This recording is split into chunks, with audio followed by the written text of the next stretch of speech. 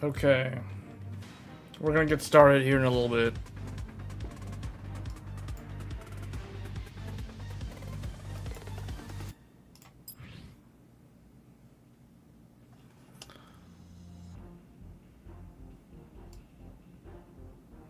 Okay.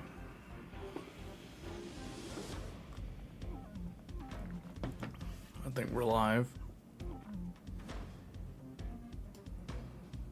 We have a lot of things to talk about in technology news. We're going to go over the launch of the week. We're going to talk about the Starfield launch, the 7800 XT launch. I plan to get some videos out at some point, hopefully this weekend, on Starfield for the 7900 XTX and some lower end graphics cards, or I guess mid-range graphics cards. We'll see if time permits. So I've been meaning to do that. I've just been really busy this week, so that's why there hasn't been a video upload on the channel.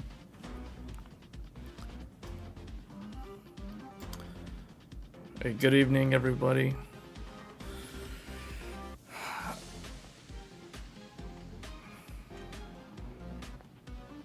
So there's a couple of things we can talk about here right off the bat. Let me get into it here.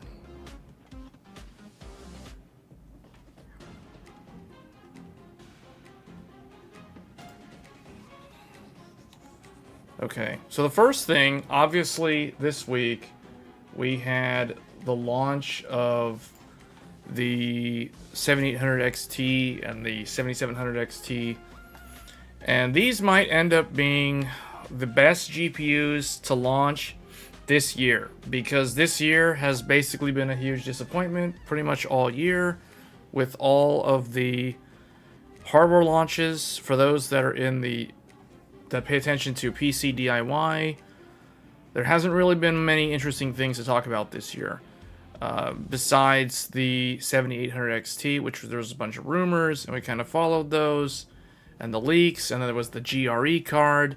Obviously, Nvidia launched their entire product stack of mid-range cards, starting with the 4070 Ti, all the way down the 4060, 4060 Ti, etc. They all kind of laughing stock product launch, based off of what reviewers were saying. I wasn't saying that, but reviewers were saying that. And then now we finally get the long anticipated and much awaited, I guess much anticipated and long awaited 7800 XT and the RX 7700 XT. So I'm a little bit surprised that these GPUs are included in the Starfield bundle. So I wasn't expecting these to be eligible. I thought that they were going to come out, but they weren't going to be eligible. But I guess when I thought about it after that, it's like it does kind of make sense that they would be added to the list of eligible GPUs. So, man, there's a lot of, like, what is this background noise? Nice. Okay, the game in the background. Hold on, I gotta get out of here. Galaxy Rangers have announced that they are working on retrieving Okay, stolen let me turn this memories, down, I guess. and that the investigation is ongoing. Let's take a closer look. Okay, you know what? I got a better idea. I'm just gonna teleport to the planet so I don't have to deal with this. There. Okay, so now we can continue. So I guess those cards are eligible. I don't know how long the Starfield bundle deal is gonna last. The game is out now, so I have a feeling they're gonna probably remove it at some point within the next month. So if you're interested in Starfield and you feel like it's funny, there was an interview with, where's that article?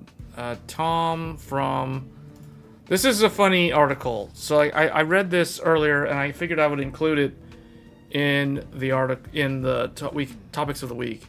So Starfield director says you might need to upgrade your PC. Talks exclusivity benefits and controversial ending. Well, I didn't really say much about the ending. That's kind of a clickbait part of it. But Todd Howard, he's the guy. I always forget his last name. I always remember the name Todd. Todd Howard, the guy behind the Elder Scrolls and the Fallout series, and now with Starfield. You think the bundle is until the end of this month? Yeah, I wouldn't. Yeah, that sounds about right. So it's funny, in the interview, the interviewer asked a question: why didn't you optimize the game on PC? See, the thing is, this to me is a stupid question. If I was... So, I don't blame Todd Howard for how he answered this question. Because it's a legitimate question, but I think it's kind of a dumb question to me personally. So, his answer was, we did, it's running great. It is a next generation PC game. We really do push the technology, so you may need to upgrade your PC for this game. But it's got a lot of great stuff going on, and the fans are responding awesome. So, this is a totally okay response in my mind. It's an acceptable response. The people who are complaining about the game being hard to run, I'm sorry, but we are not in the PlayStation 4 and the Xbox One era. So, they need to either get with the program and upgrade their computer hardware, or they need to go and play this on an Xbox. Simple answer, simple solution. If they can't do either of those things, they probably shouldn't be complaining in the first place. So that's kind of my answer on that. But he did a really good, politically correct answer, I guess. So, yeah, how do I feel about the game? I was thinking about maybe doing a review of the game, although I really feel like for me to do a review of a video game, I need to put in a lot of hours playing the game. Right now, if I were to put a review out for a game that I have played this year, that has been new this year, the only games that I feel like I could legitimately and objectively review is Honkai Star Rail and Fatal Frame Mask of the Lunar Eclipse, because I completed Mask of the Lunar Eclipse and I played literally over 100 hours of Star Rail. So those are pretty easy choices for me if I was going to do a review. But I feel like maybe I should review Star Rail, because I kind of think Star Rail, and I said this, I think I said this in the last live stream while I was playing Starfield. Starfield, from what I have played, and I have played about, let me check my playtime here. I have played about 17, I didn't realize it was that much, but apparently I've played 17.4 hours. Now, some of that's AFK, so it's probably more like 16 hours or so. But, yeah, I've played about that much, which is pretty much nothing. If anybody knows anything about how much content is in Starfield, 17 hours, it is not enough to complete the game fully, or actually be able to even go to all the planets. But it is enough time to have sat down with the game and have really formed my own opinion of it. So I do have a relatively positive view of the game overall. I think that the game, in my mind, it kind of, for the most part, it matched the expectations. At least the ones that I had, and I think most of the general public had. The Metacritic score, back when I looked, was like 87, which basically puts Starfield on par with Final Fantasy 16, another big single-player RPG that launched earlier, back in June. So it's very similar in terms of ranking, at least in terms of the public and the Metacritic score, with Final Fantasy 16. So what that means, though, is that will this game win Game of the Year? Probably not.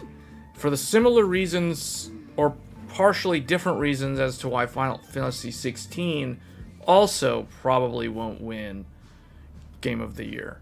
If we strictly use the Metacritic score to grade Starfield, so let me just make it clear we're talking about Starfield, it can't win Game of the Year. If you go strictly off of Metacritic score, now I know that's obviously not the be-all, end-all, but if you look at other games that have come out this year, there are actually there's more like four games that have higher Metacritic scores than Starfield and Final Fantasy 16. Those 4 games that I know of are, number 1, of course, The Legend of Zelda Tears of the Kingdom, that has the highest score at like 94 or something crazy on Metacritic. Second place is Baldur's Gate 3 at 93. It's literally 1 point lower than Zelda. And then the Capcom games. The Capcom games are near perfect games. So when I say Capcom games, I'm talking about Resident Evil 4 remake that came out, I believe, back in March of this year. And the other one is Street Fighter 6. Street Fighter 6 is a perfect fighting game. For anybody who likes the fighting game genre, that game is a perfect 10. And I definitely recommend, if you're a fan of Street Fighter, you haven't played it for years, you might as well want to check it out, because that game is really, really good. So, Capcom has not done anything wrong. Like, whatever they're doing something right, because they put out 2 great games. I think their scores were like 92 and 91, or some 93 and 92. Basically, Capcom did really, really good this year.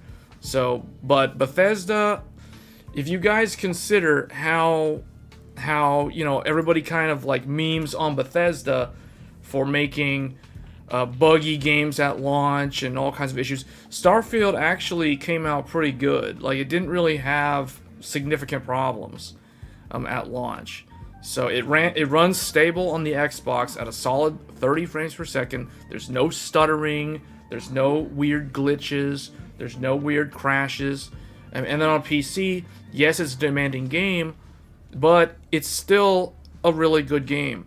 So when you think about it, its story is okay. It's not awful. It's not super out of this world amazing.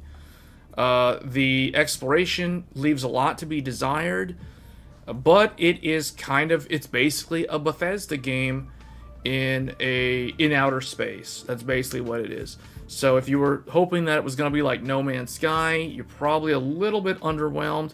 And if you were hoping for this game to be like Star Citizen, you're probably very disappointed, because it's not an MMO, there's no co-op, there's no multiplayer at all. So it is a pure single-player game, kind of like Fallout and Skyrim.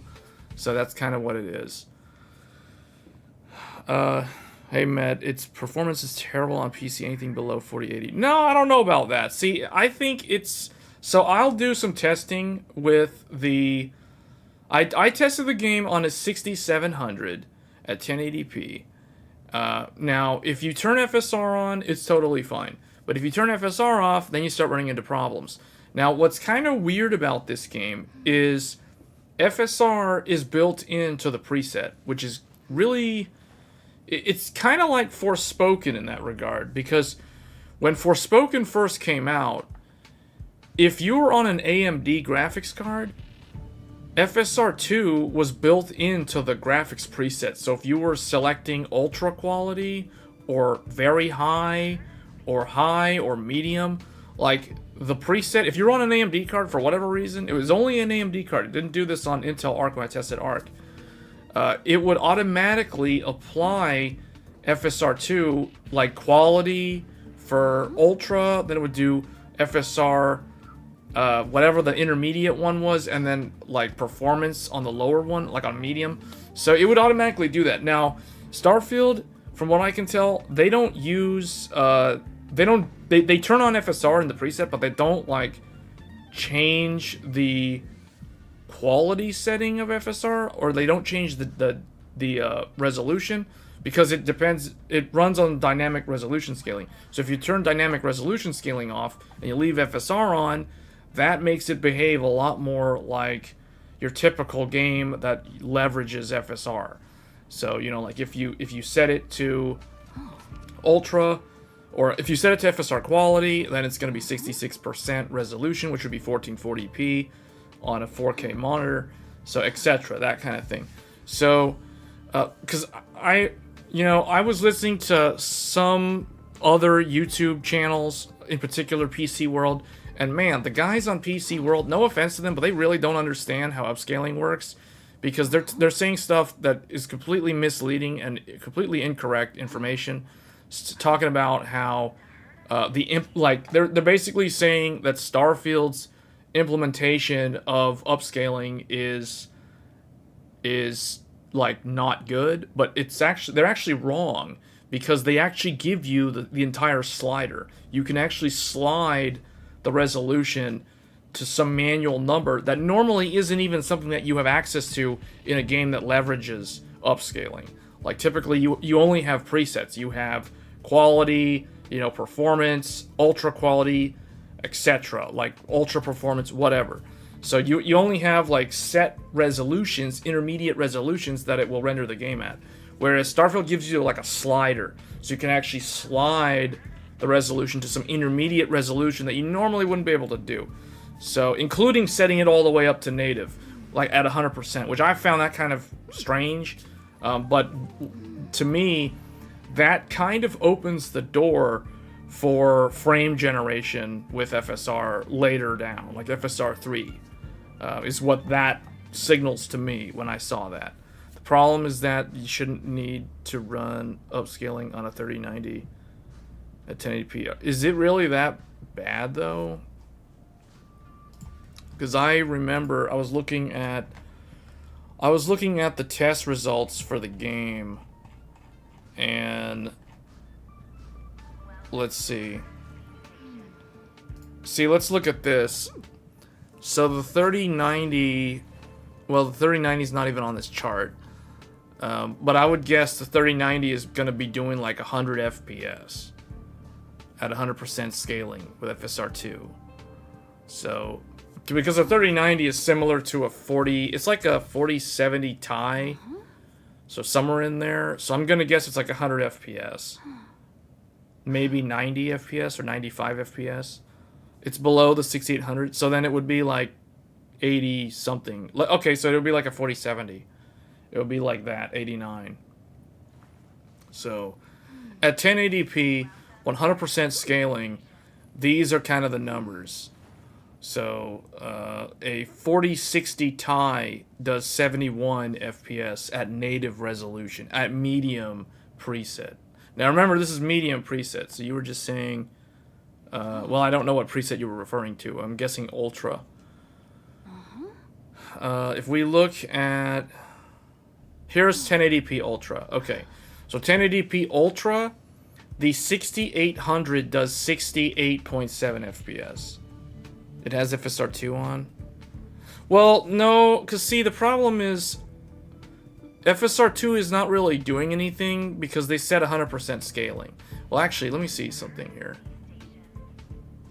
Here's 1440, 4K, 4K Ultra. No, it's native resolution. These are native resolution results because this is 100% scaling.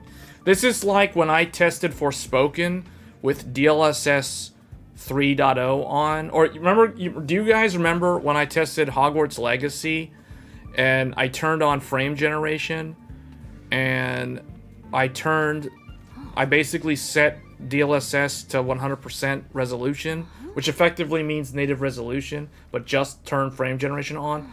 So that's basically what this is. I mean, obviously there's no frame generation here, but this is basically FSR2 is on, but it's not doing anything because it's 100% native resolution, or it's 100% resolution, because they have a result in here where they do. See, okay, look, this is, I don't know why I can't maximize this, but anyway, this is here. Why does it look like that? This is 100% scaling at 4K Ultra. These are the results of 4K Ultra. Now, they also show 4K. This is FSR quality. This is FSR quality because 67% of 4K is 1440p. So this is FSR2. So now FSR2 is doing something. So this is with FSR2 on. So this is 67%, 66%. So these are the results with FSR. These are the results without FSR. Do I even have Discord open right now? I don't even think I have it open. I don't have it open.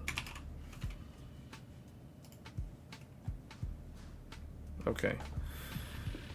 But see, look, this is native.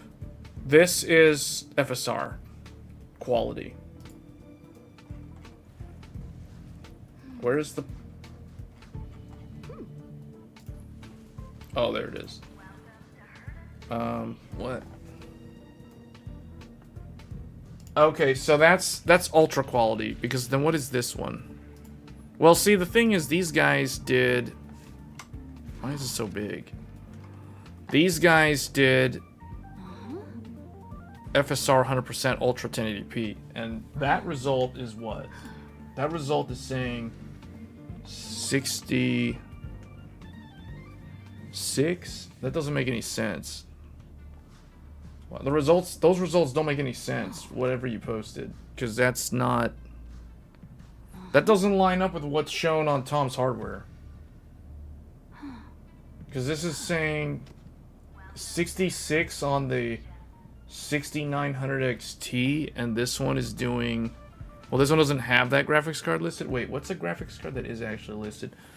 3080 Ti. This one doesn't even have 3080 Ti. The screenshot doesn't even have, like, any of the cards that... Is there anything on here that's on there?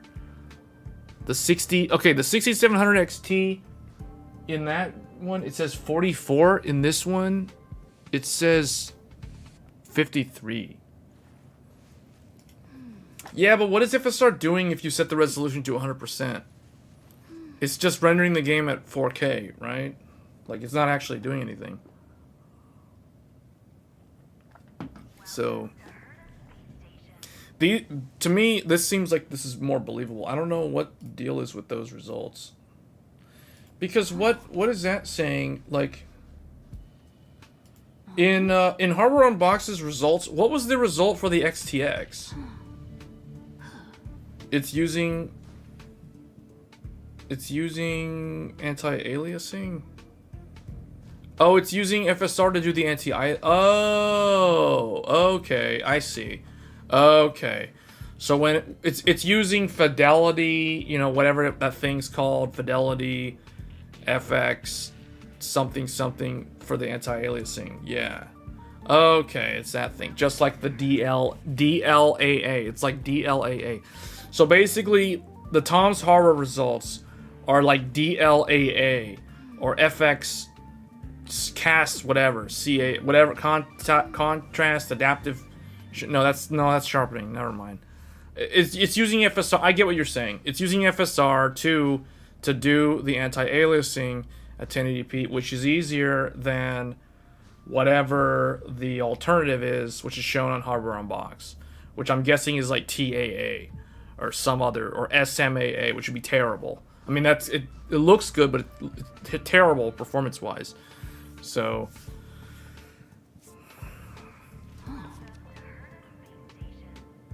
realistically, what was the 1440 on here? 1440p. 1440p. These are the 1440p. Because everybody likes to talk about 1440p, even though 1440p is so 5 years ago. The Intel Arc is not even playable on the game. Did they have it listed? I thought I saw it.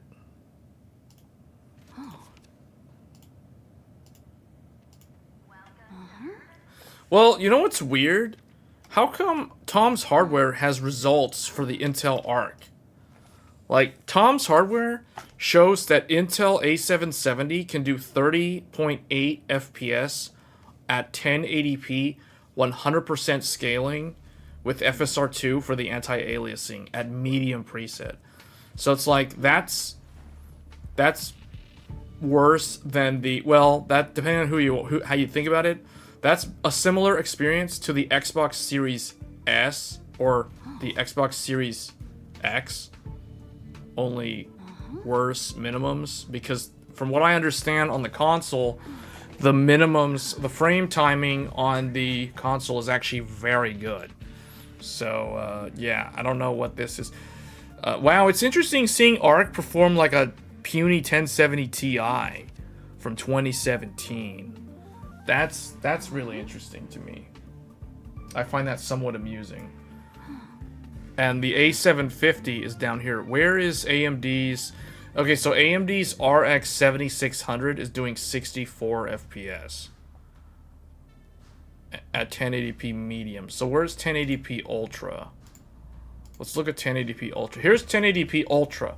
So at 1080p ultra, in order to get 60 frames per second, at minimum, you have to spend $600 on an RTX 4070 or $400 on a 6800 or so. Or you know, like now, we're going to talk about it a little bit later in the stream, but the RX 7800 XT, which will probably perform somewhere up here, you know, like 80 FPS, I'm guessing, somewhere around there, like the 6800 XT.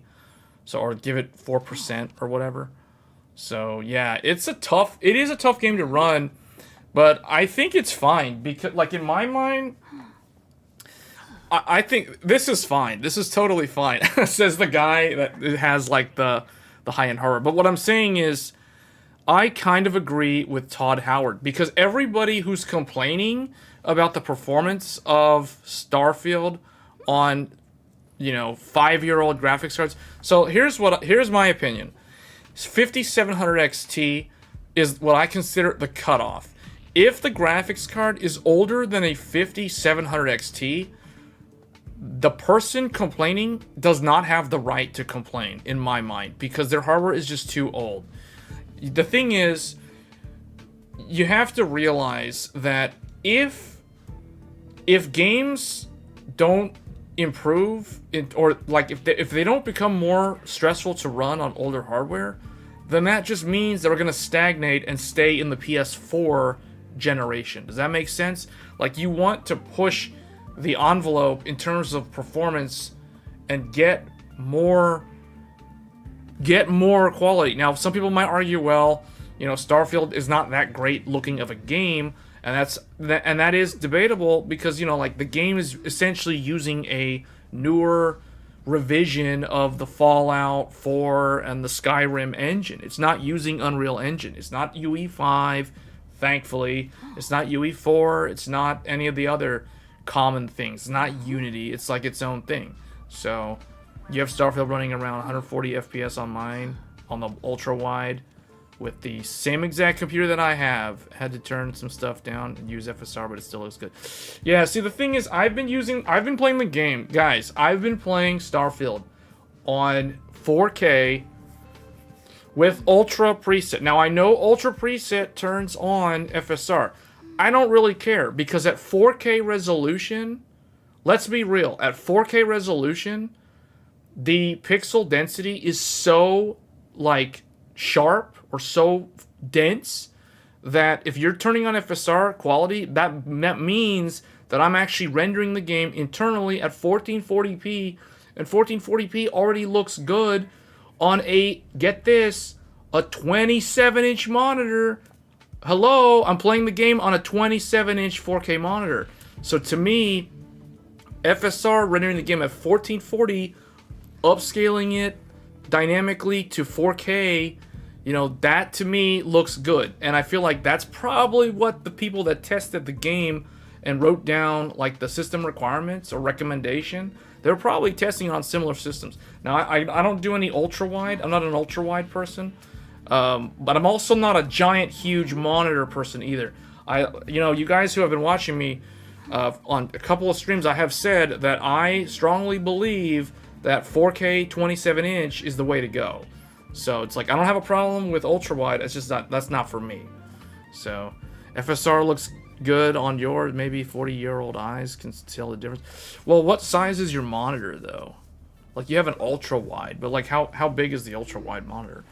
Your 4090 is a 1440p FPS GPU on Starfield. Okay, I mean, good. Okay, that's basically the same performance at 4K then, with FSR turned on. So, because it's the same exact thing. Look, like, okay, here's 1440p. Where's 1440p? Check this out. This is how the game runs when I play the game, guys. And I'm playing the game at 4K resolution. So look at this. 96. Where's their 4K? I hate how Tom's Hardware is using like non-standard. Okay, look, see? Okay, look, check this out. Okay, bam, right there. This is how I'm playing the game. This is how I'm playing the game. I'm getting about 93, 94 on, regardless of which computer I'm using, I'm getting 93, 94 FPS. On the AMD one, it's a little bit smoother. On the NVIDIA one, it's a little bit more stuttery, but it's still above 60 at 69 minimum or 1% low. So it's not even a problem on either graphics card at 4K resolution ultra preset. So look, check this out. 4K with FSR2 Ultra is the same performance as 1440p. It's basically the same as 1440p, 100% scaling. See? Look, 96 FPS. 4K FSR Ultra, 94, 93 FPS. So it's like, okay, you're within margin of error at that point. And actually, the minimums are worse at 4K. Well, actually, they aren't even that worse. They're not even worse, actually. That's interesting. So NVIDIA's doing 71 at 1440 minimum. At 4K, FSR is doing 69. That's margin of error. This is identical performance. And you know what? At 27 inches, you're not going to be able to tell the difference. You're really not going to be able to tell the difference between 1440p and 4K with FSR2. So 38-inch ultra wide. Oh man, that's way too big. Like for me, see the thing is, I gotta have a 27-inch monitor because I gotta be able to see everything in my frame of view. I don't want to be having to like move or like sit way back from the screen.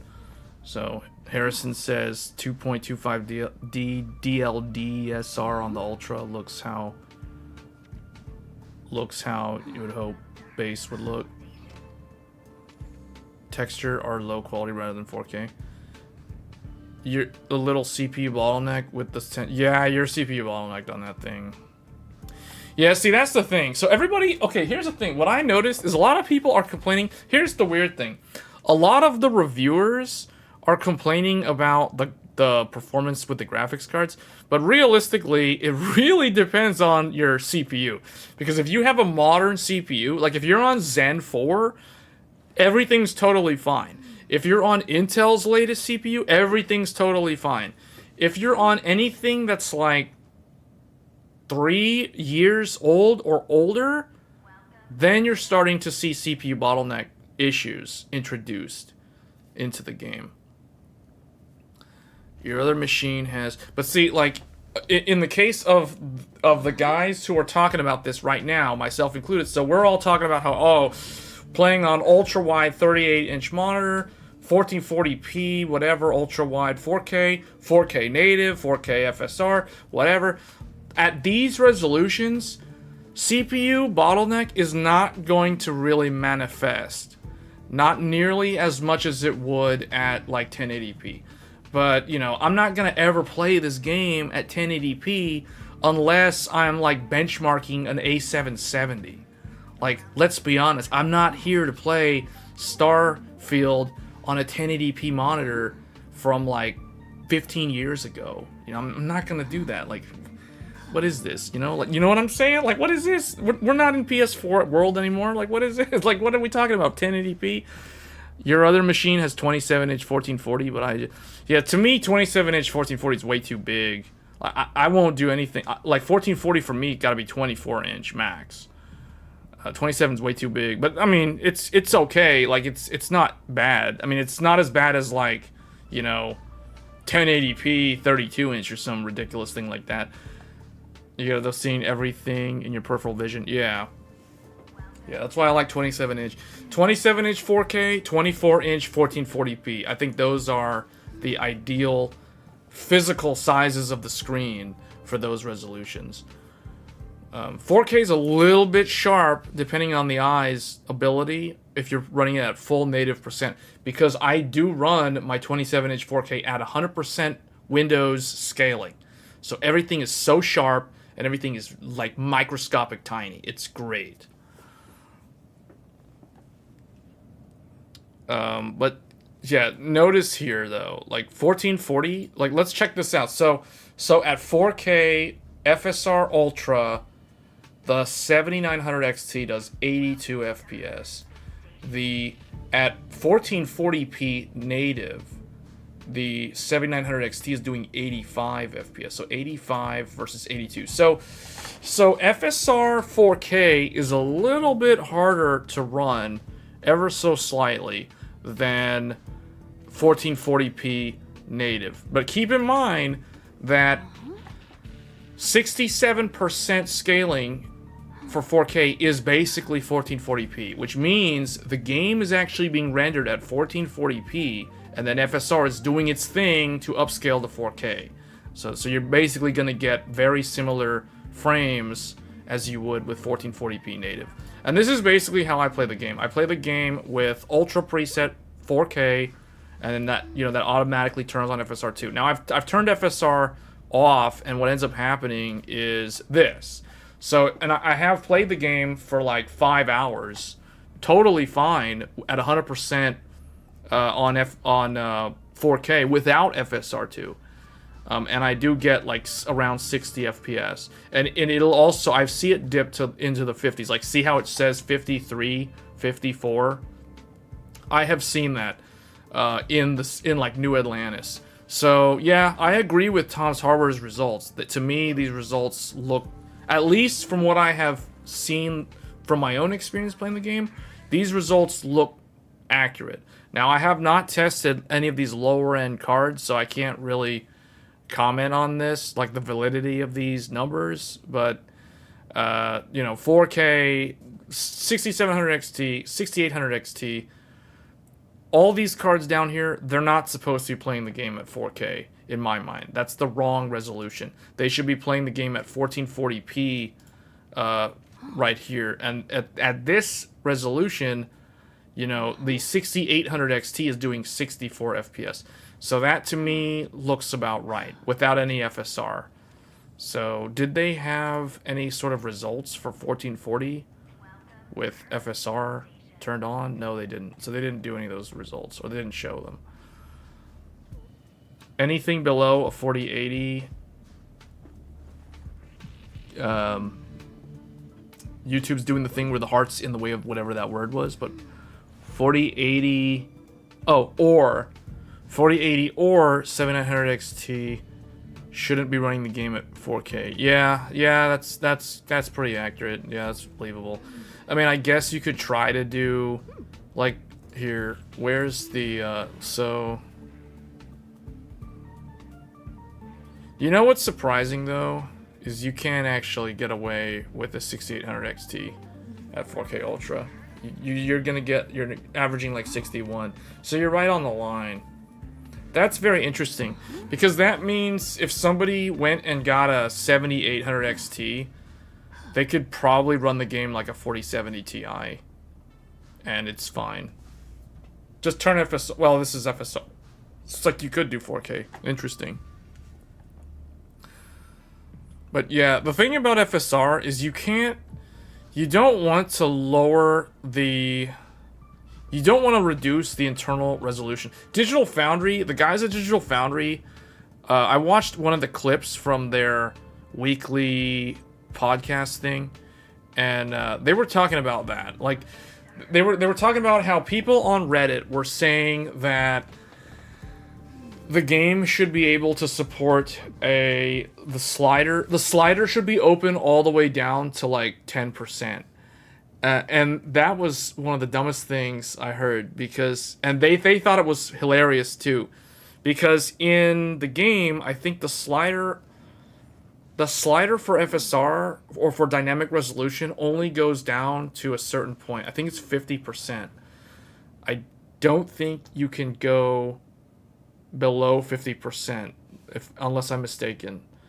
And you wouldn't want to go below 50%, because then at that point you're reducing the internal resolution to something that's so low that the algorithm for the temporal upscaling that FSR does, it would not be able to generate a clear image. You know, it would look like yeah, like Psycho saying, 10% would look like Vaseline is smeared on the screen. Yeah, exactly.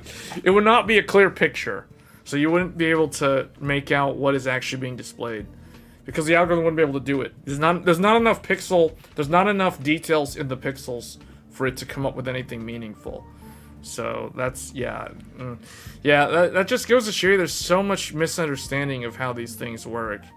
Like it's crazy how people will spread stuff online, but you know, that's the internet, right? Like they don't know how the thing works. They think it's like a magic button. It's like, oh, it should fix the problem with the frame rate. It's like my computer from 7 years ago. Why can't, you know what I'm saying? Like someone with a GTX 970 is complaining about, like, why can't they run the game at 60 FPS Ultra on their GTX 970? This is a terribly optimized game. I can't run it at 60 FPS at 1080p Ultra on my GTX 970 on my 3.5 plus 512 gigabyte graphics card in 2023. You know, go figure. On my Intel Sandy Bridge i5 2500K. Like, this game is trash. The game's trash. It can't run at playable frame rates on my 2500K with a GTX 970. You know, like, this is terrible. You know, like, this is a garbage game. You know, like, there's so many comments like that. I'm like, what are these people, like, who are these people? Like, how are these people even allowed to play this game? You know, like, what? Sandy Bridge is not good anymore, guys. I'm sorry, it's just not good. The sun set on that a long time ago. But anyway, like, look at this, a 46. Okay, let's get away from 4K. Let's look at 1080p. So 1080p native. Now, obviously, FSR2 anti-aliasing, but you know, whatever.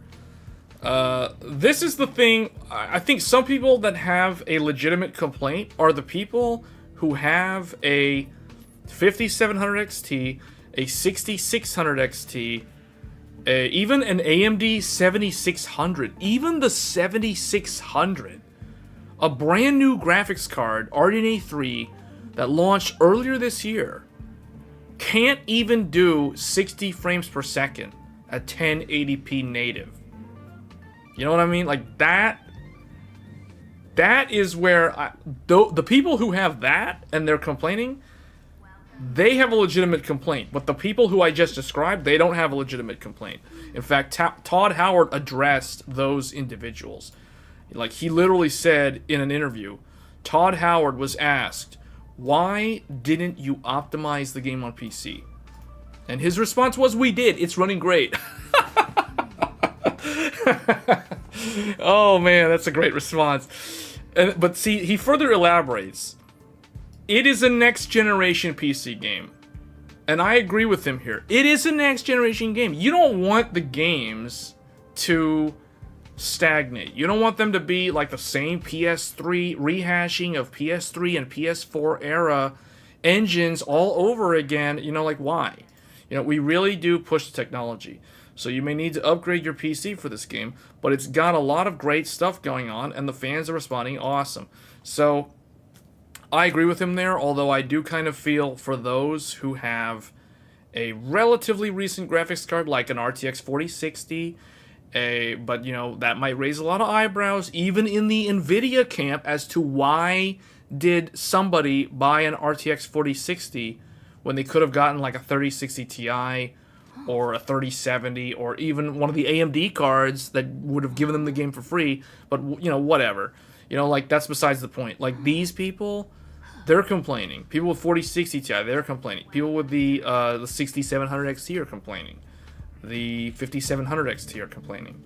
Like, these people in the middle down here, they have a valid complaint, because it's like, you know, this does kind of raise the eyebrows when it comes to, was the game optimized for the vast majority of hardware configurations. You know, like, anything below 3700X or 1060X or 10600X or 10600K is not very good for a CPU anymore. The Intel Arc A770 feels bad moment. Yeah.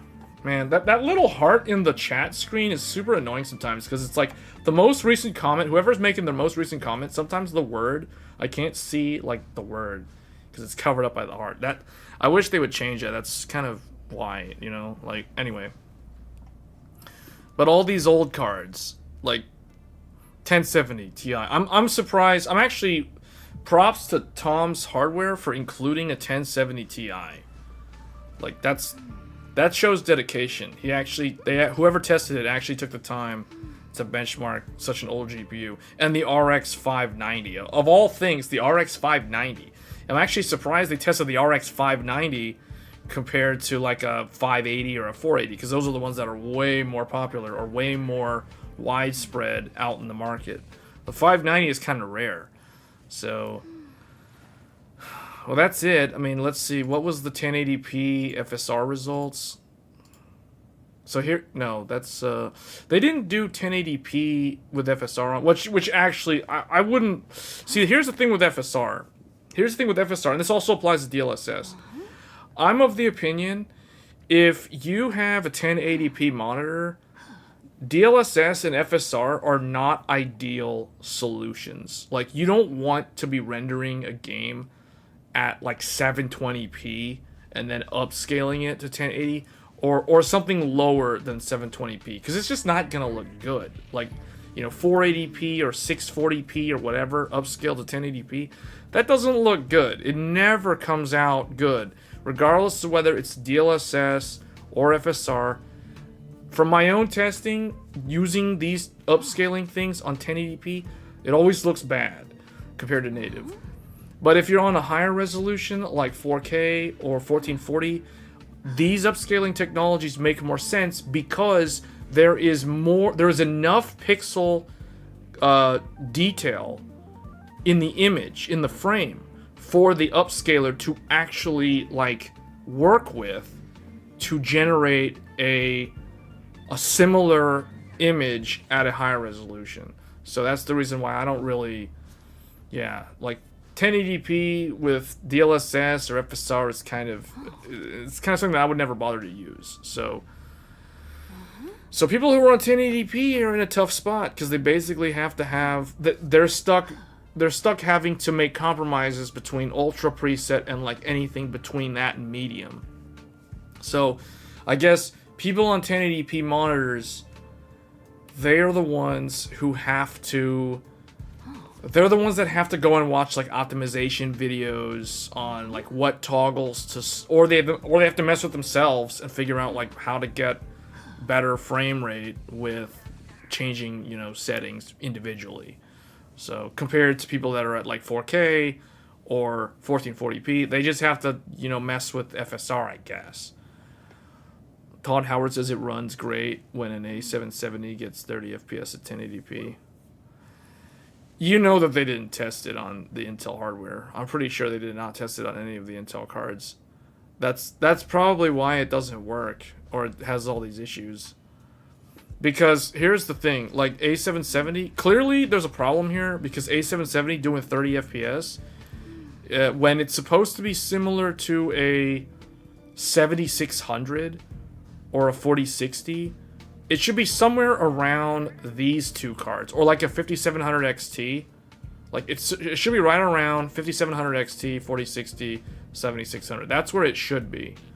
And the A750 should be around like the 6600 to the 5700 XT, so it's like 55, 50, it's anywhere from like 45 to 50 something FPS, if I had to guess.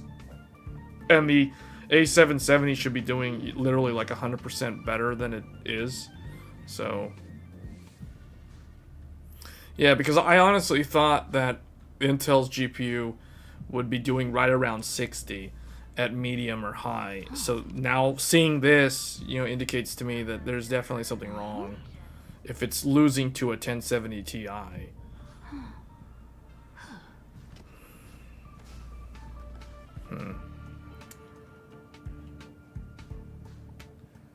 So that's Starfield in a nutshell.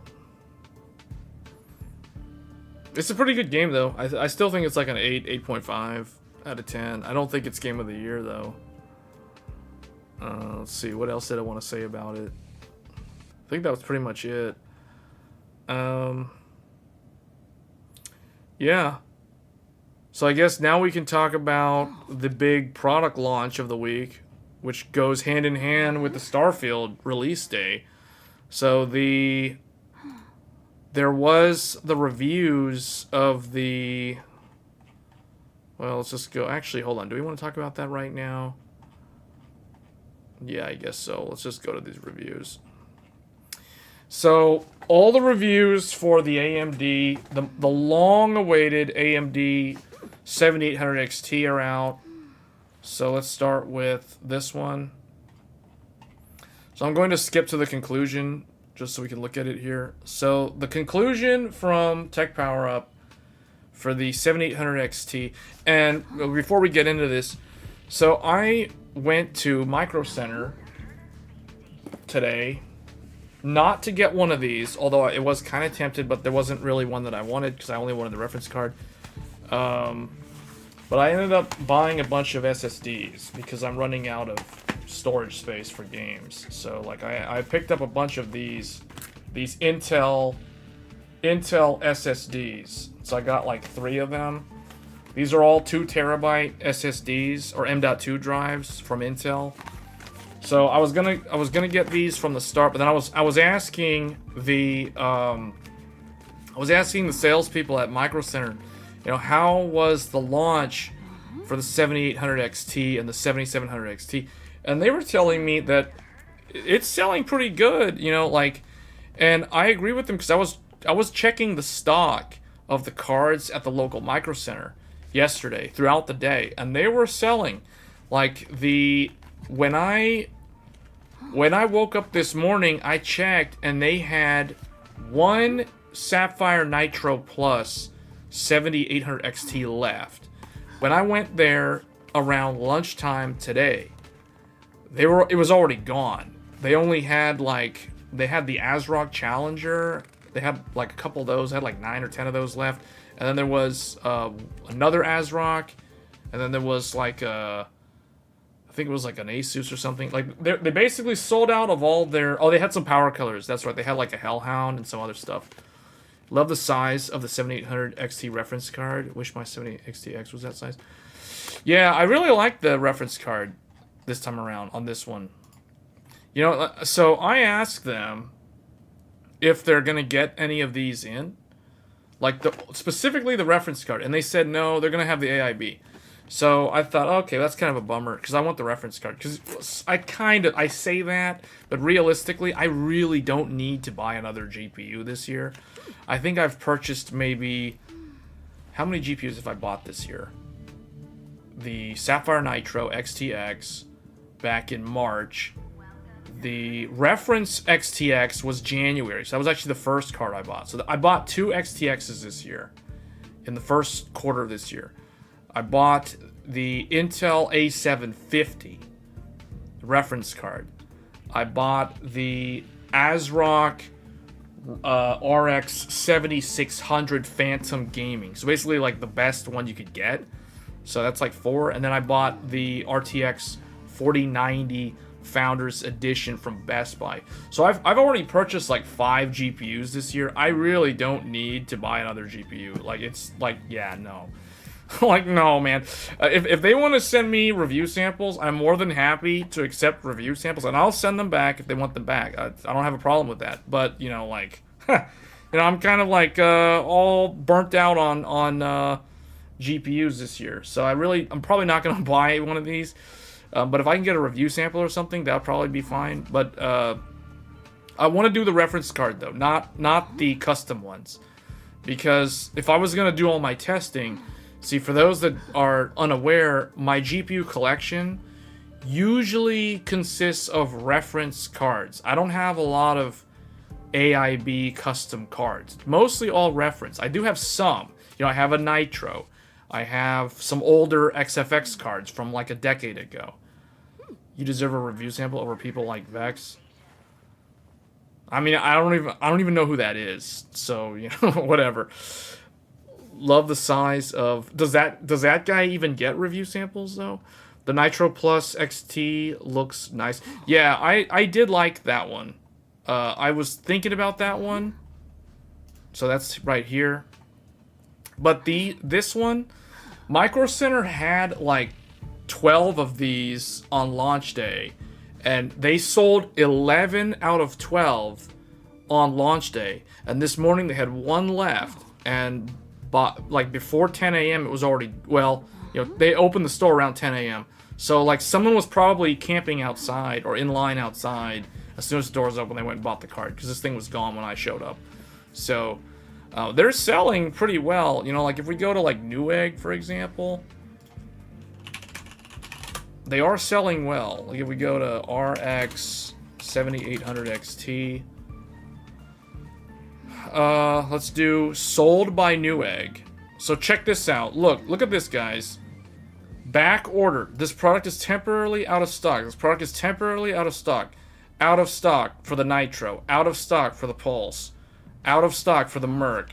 Out of stock Phantom Gaming. Out of stock Gigabyte. Even the Gigabyte's out of stock. That says a lot when the Gigabyte's out of stock. Red Devil limited edition out of stock. Even the ones that are like really pricey too. Like the Red Devil limited edition. This is the most expensive model. Because this one comes with a briefcase. This one comes in a briefcase. With a support bracket. And all this other extra stuff, because I have a Red Devil limited edition XTX, so I know what's it. Yeah, see, it comes with all this stuff. It comes with like a custom backplate that's removable. It's magnetic, and then it has like the support bracket, and then it has like all this other stuff. It's got like the Eye of Sauron and some membership card, and an RGB header cable, and all this other stuff, and a badge. So.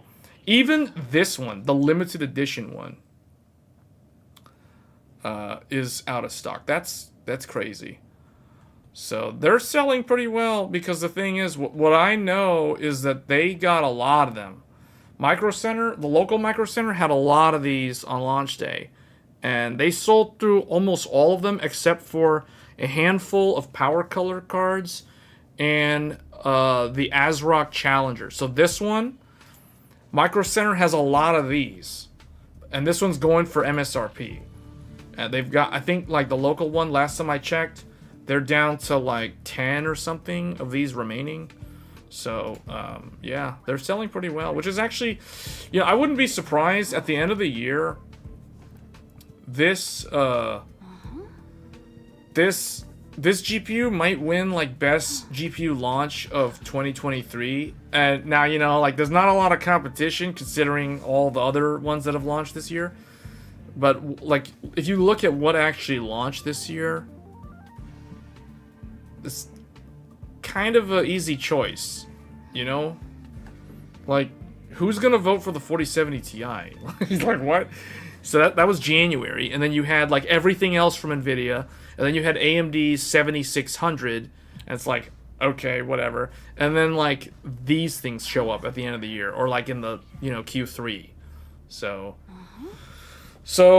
all the GPU launches for 2023 are over. This is the last set, as far as I know. And, yeah, this one will probably win. I think this one's a better value than the 7700 XT. But what's interesting is the 7700 XT seems like it also is okay-ish value. I just feel like, in my mind, because this thing is $500 MSRP, I kind of feel like the 7700 XT should be more like $429 or somewhere around there. There needs to be a little bit more separation between the two of them. But I don't know. I haven't really looked at a lot of reviews of the 7700 XT. But it's crazy to see that Newegg is completely sold out of these. Like, the reference card. They had the reference card, and it's sold out. So, let's check the 7700 XT. 7700 XT sold by Newegg. Okay, so the 7700 XT is still in stock. And this is what I mean by clearly the 7800 XT is in demand because it's completely sold out, and the 7700 XT is readily available after the end of the second day of product availability. So this one is literally like there's only one model that's out of stock, the Asus TUF. All these other ones are still available. Now this is kind of weird. See, this is the problem, that the second best card in a chip stack, because we're talking Navi 32 here, right? So this is the second best one. The Navi 32, the big one, the 7800 XT is the big one, or the better one. So because they're so close, they're relatively close in price, especially because this Nitro is like the same price as a reference 7800 XT. So like, why buy this? See, that's why these are gonna sit on the shelf, because they're priced too close to the one card that's up above it. That's why I feel like the MSRP should have been like $429 or $399 or something. But I get why they have the price higher, because this thing is significantly better than the 4060 Ti in terms of the value proposition.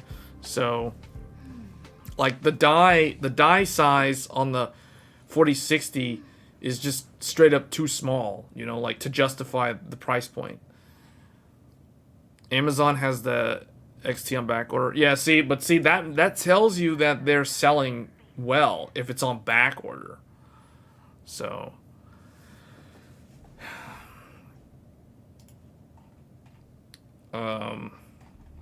so I don't know much about how this one did. Like, what's the general consensus? Did anybody watch the reviews of the 7700 XT? Like, how did it do? I guess we can look at them. Are they on this website?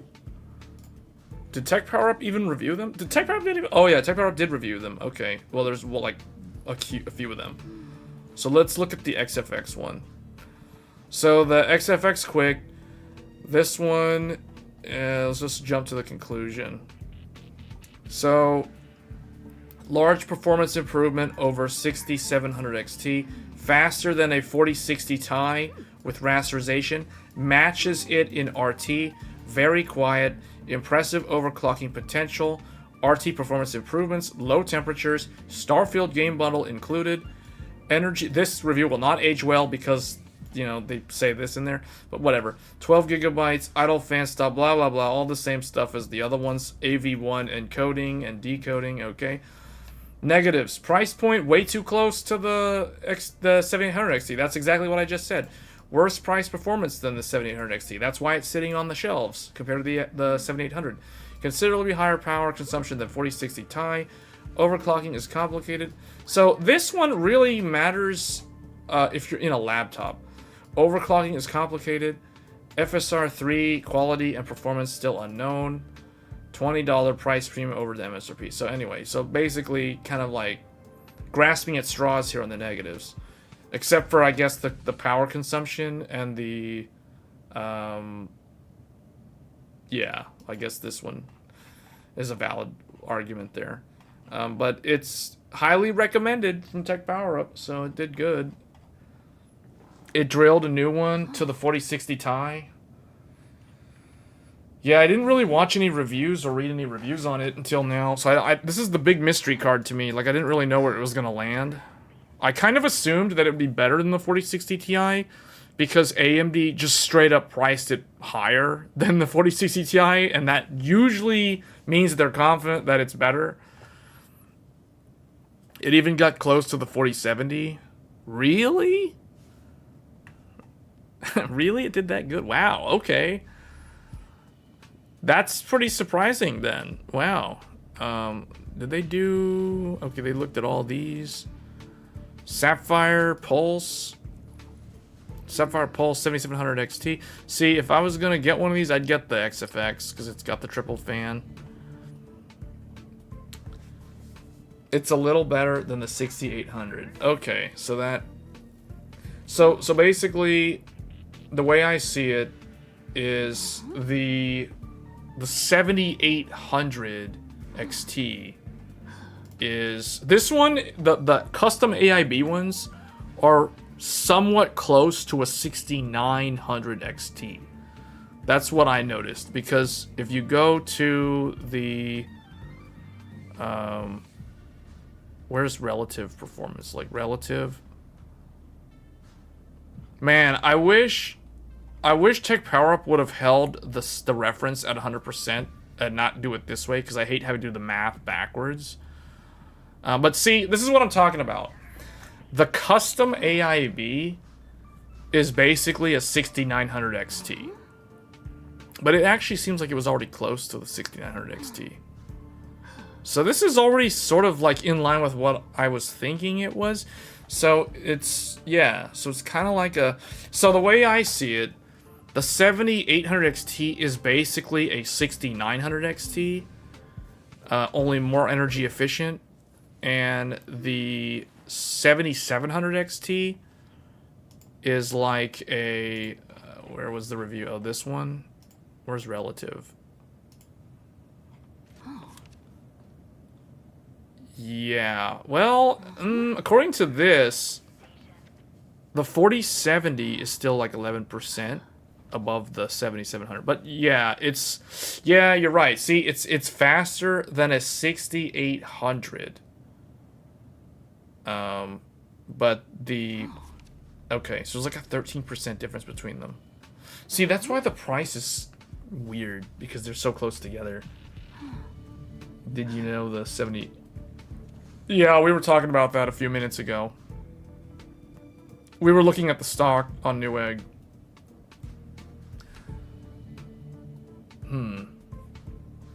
So basically, these cards use what? Less power? Power consumption. Okay, so while gaming, it's using 240 watts.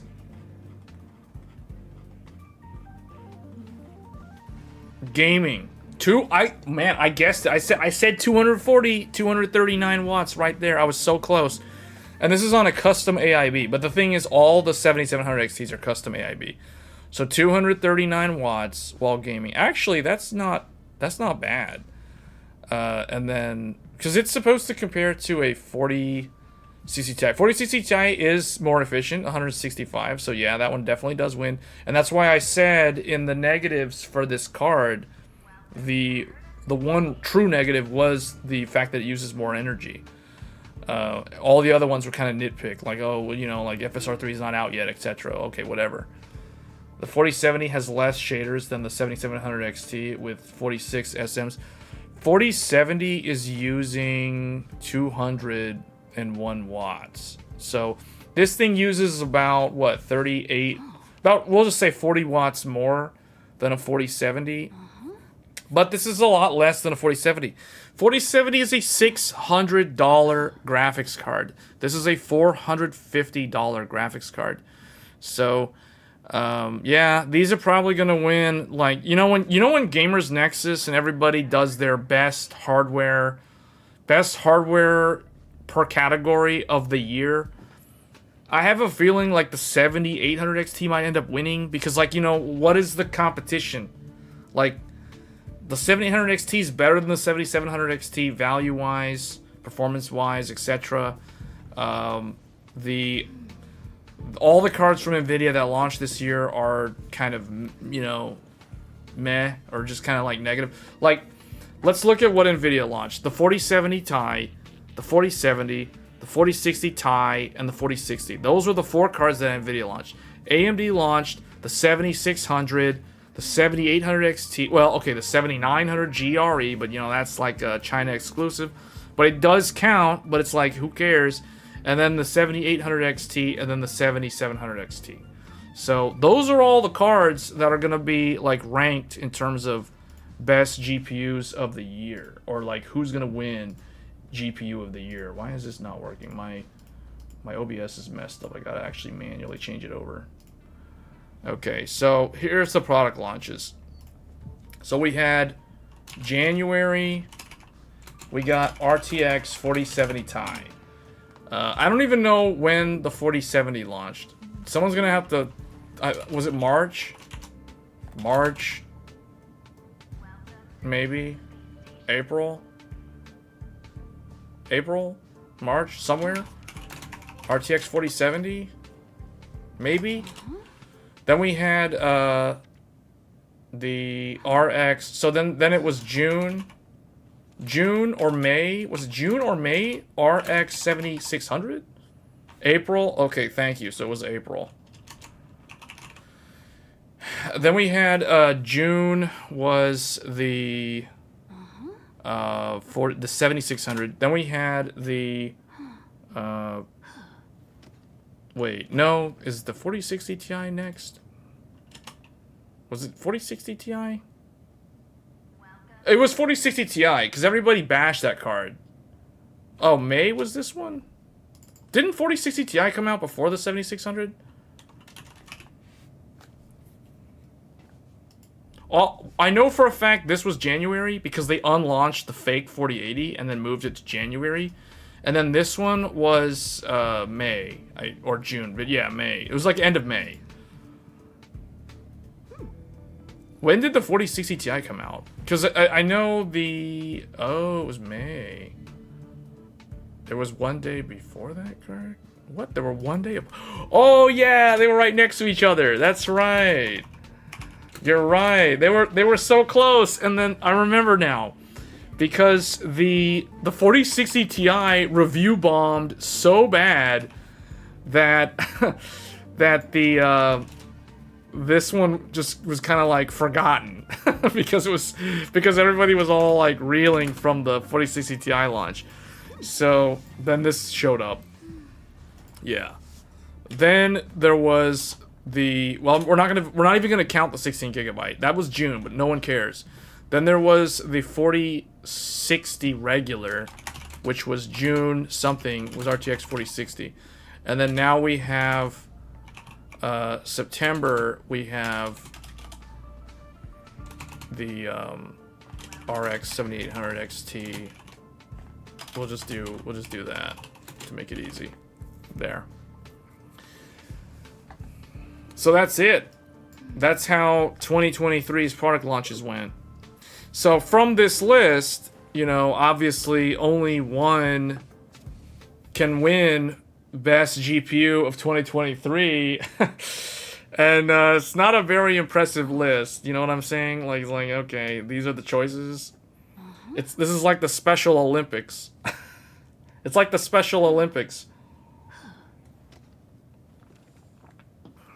We have 1, 2, 3, 4. We have 4 team green, and we have 3 team red, and we. Oh well, okay. Do we want to count GRE? Should we count GRE? I don't even know when it launched. Was it July? Do we want to count this weird card? Should this be allowed? My question is, should this be allowed? Or is this, like, excluded? This is forfeit from the competition. Should this even be allowed?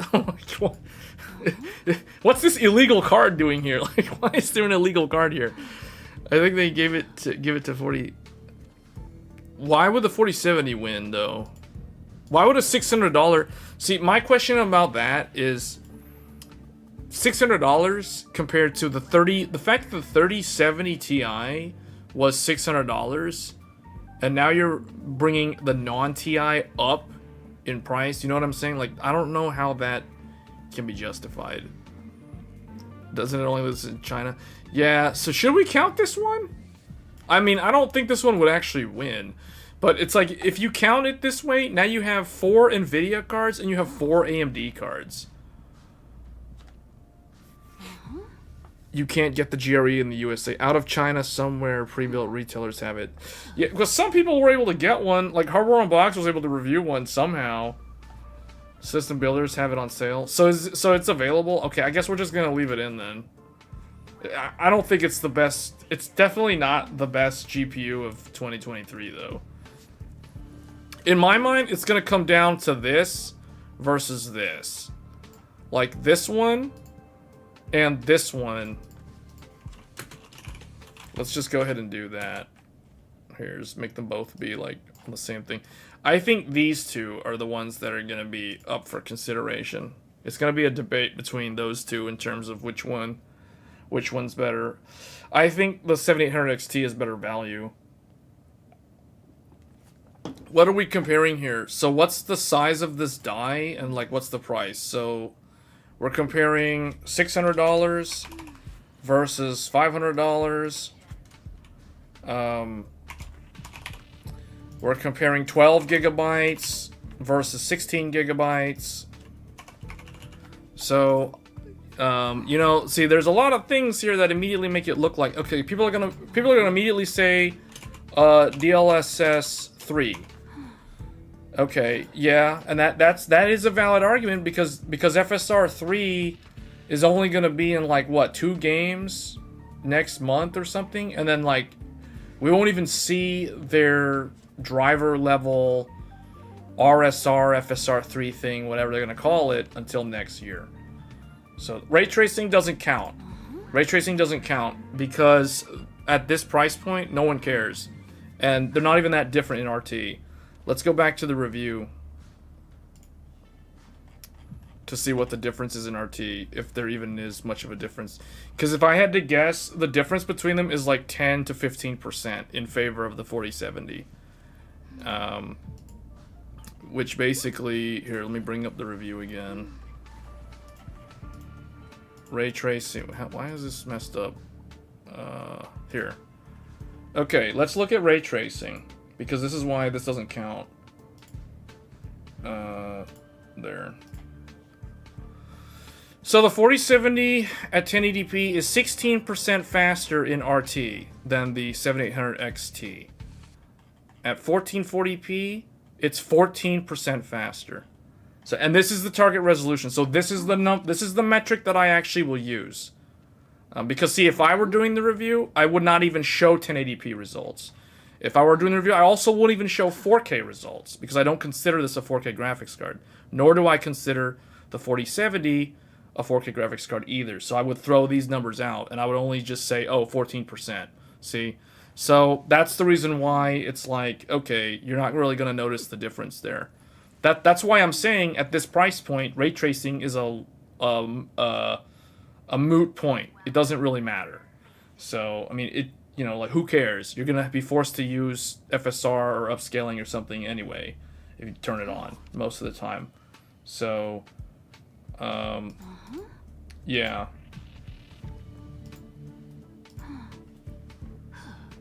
Because the thing is, see, this is the thing, guys. If you're talking ray tracing, you have to go way up the stack. You have to go to the big NVIDIA GPUs, the super expensive NVIDIA GPUs, for ray tracing to actually have any beneficial, like any actual meaningful essence there. Like you don't get that at the middle and the lower part of the market. So you think power and features gives that an edge? Okay. What was the power consumption on that card again? And you have to give me like the feature thing, because like the only feature that it has is DLSS 3. It has frame generation. What does it have that the 7800 XT doesn't have? Besides frame generation. Okay, so I've already acknowledged frame generation. So what's the other thing that it has? So let's look up the power consumption. The power consumption, I think we looked at it earlier. Go find it again. It was 240, 250, and then the 4070 was 200. Okay, so 50 watts. 50 watts. I gotta keep moving this back. Here is... Wait, am I even looking at the right one? Oh, yeah, I am. Okay. So power consumption while gaming is flat out 250, and 4070 is 200 watts. So 50 watts difference. Okay? So nothing really outrageous there. So it's got, okay, two things. Two things. It has DLSS 3 that's available now for the whatever number of games that support that. Now I know Hogwarts Legacy has that, so I'll give it that. And 50 watts less power consumption on average while gaming. So that is what it has. But then it's $600 and the other one's $500. So you see what I'm saying? So in my mind, the power consumption argument is a weaker argument compared to the $500 versus $600. So now that kind of returns us to the argument for where is it? The relative performance. So relative performance. The 4070 at the proper resolution is, where is it? Actually slower. Wait, what? So the 4070 is slower? The 4070 is 96% of a 7800 XT. And it's $100 more? I'm confused. So this is why I'm saying that I think that this card might actually win best GPU of the year. You know what I'm saying? So let's go back to Paint now. I don't know why I can't get Paint to show up on this other window. I have to keep switching it back in OBS, which is annoying. So let's look at RTX 4070. And then we have RX 7800 XT. So 600 versus 500. 12 gigabytes versus 16 gigabytes. DLSS 3 roadmap, so that doesn't count. And then we have like 200 watts, and we have 250 watts. So it has like literally one thing. It has like one thing that the other one doesn't have. But let's see. Okay, where does the RX 4070 win? It wins in this and this. Where does this one win? It wins in this, and it wins in VRAM. So, you know, like, oh, but wait a minute, we forgot about something. Rasterization. Well, I forgot to, well, whatever. We're just gonna say raster. Raster performance. We forgot about that. This one, hold on. What was the number again? Hey, Soul. Gotta keep going back. Where was it again? What happened here?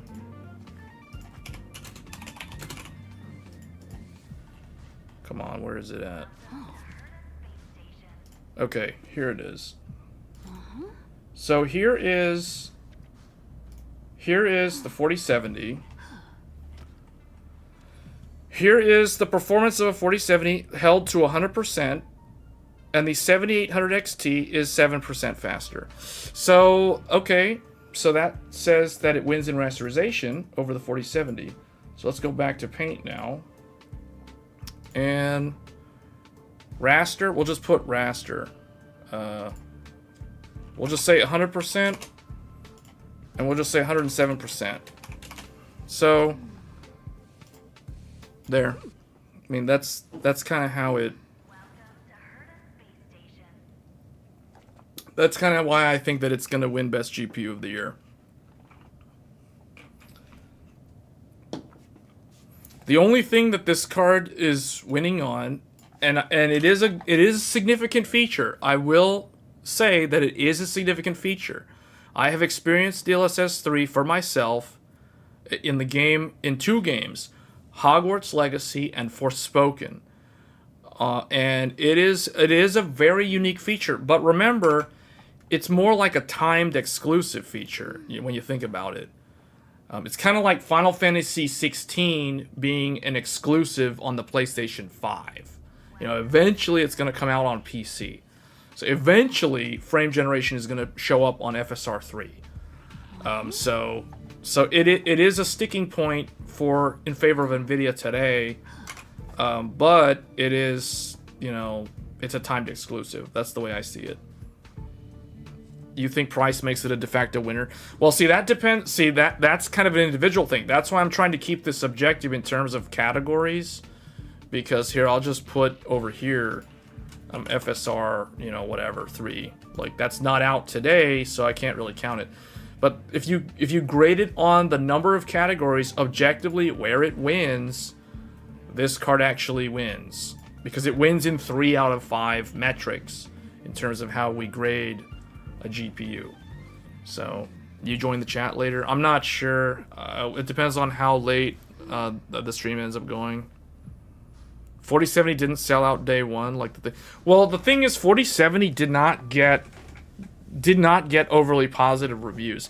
In general, the 7800 XT's perception by the press was relatively positive.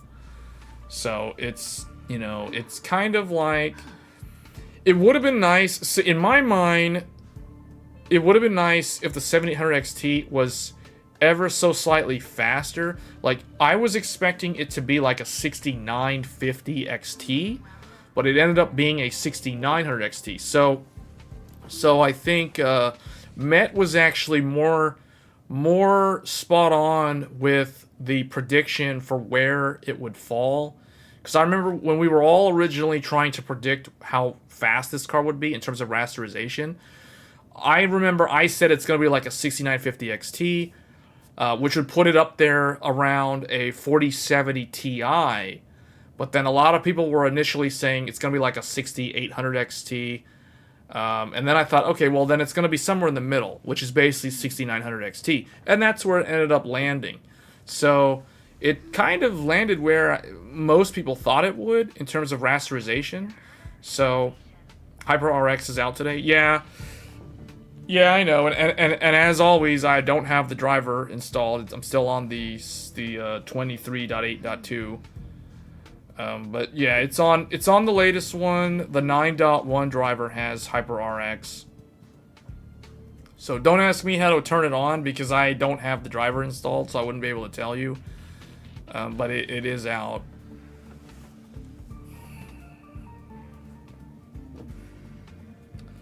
But yeah, these are the two best GPUs of 2023. It's like, it's what is it? It's almost anticlimactic.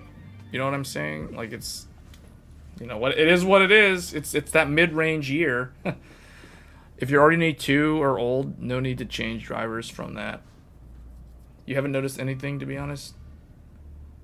Well, no, there's like a button, right? Like, what does it do? Oh, yeah. You haven't noticed anything? Yeah, because if the game is already running well, I don't really think it's going to do much. All it does is it turns on anti-lag and some other things. It turns on like 3 things. I forgot what all of them are. I just know that anti-lag is one of them.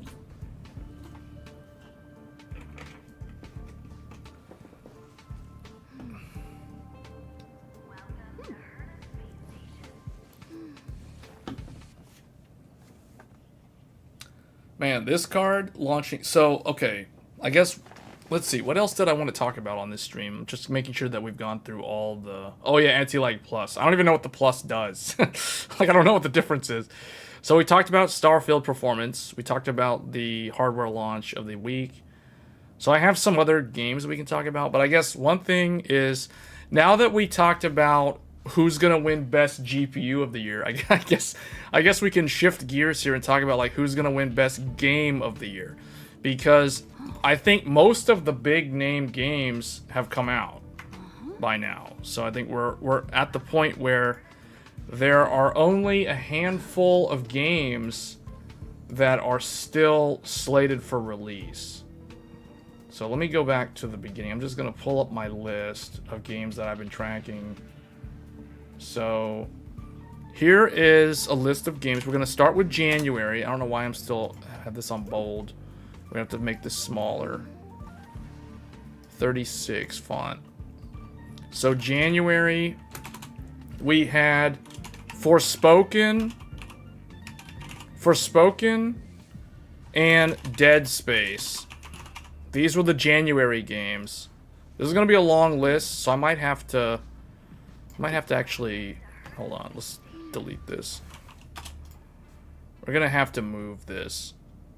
I don't want to delete it because if some people are tuning in later, I don't want them to miss out. So I'm just gonna move this off to the side. And then, hold on. Okay.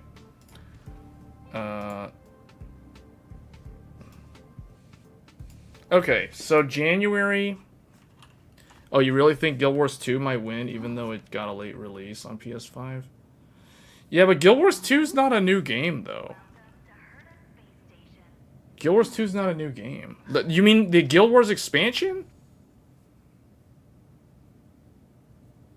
You would vote for Hogwarts Legacy to win Game of the Year? Guild Wars 2. Yeah, let's... Here. Oh, I'm on the wrong font color. No wonder. I was typing in. It's like, why is nothing happening? Okay.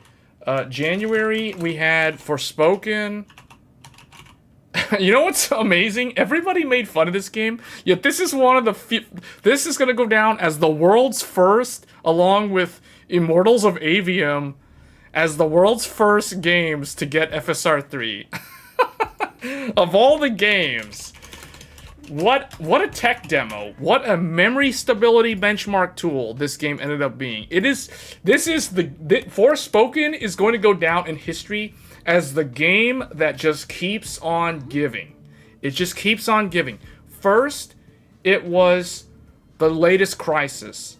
Then, it was a memory stability tester. It was better to use this than Ada64 and Memtest 86.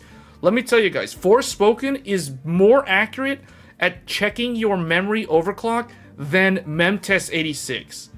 100% legit serious when I say that. I ran a memory overclock on a 13900K for over 12 hours, and Memtest 86 didn't tell me. It passed. Like, you're 100% stable. I load up Forspoken, and within 10 minutes... the game is crashing to disk, telling me that there's a memory error.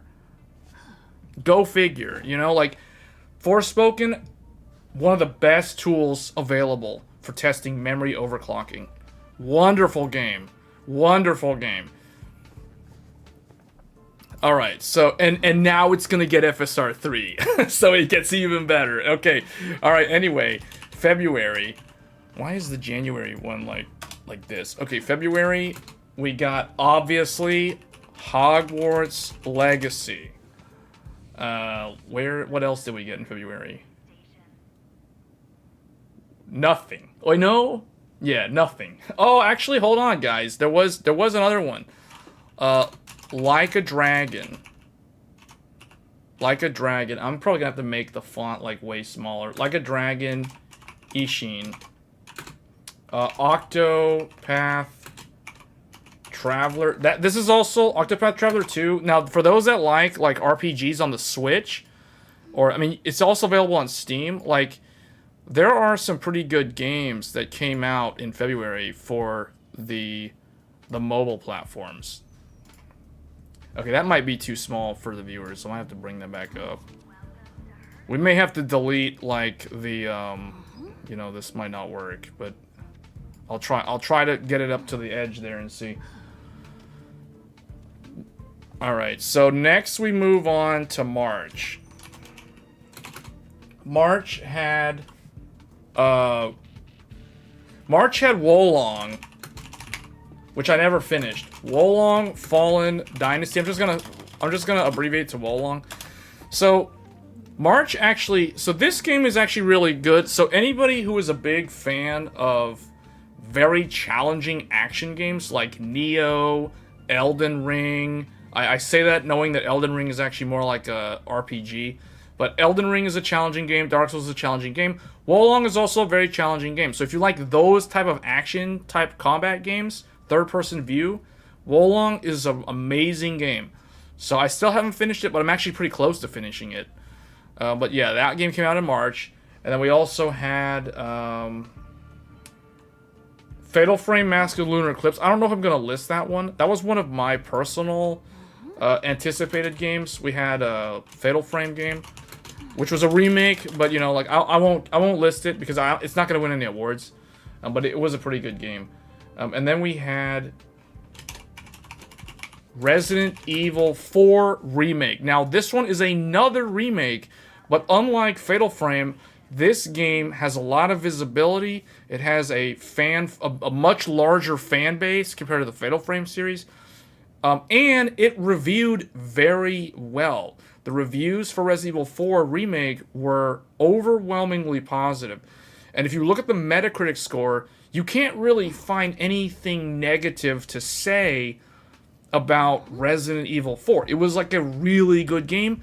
The original was a masterpiece, and the remake is also an excellent game. So it's got to be on the list for games from March. So, and then of course, the last major game was The Last of Us Part 1 remake. So that one was also March. So these are like the 3 big games from March.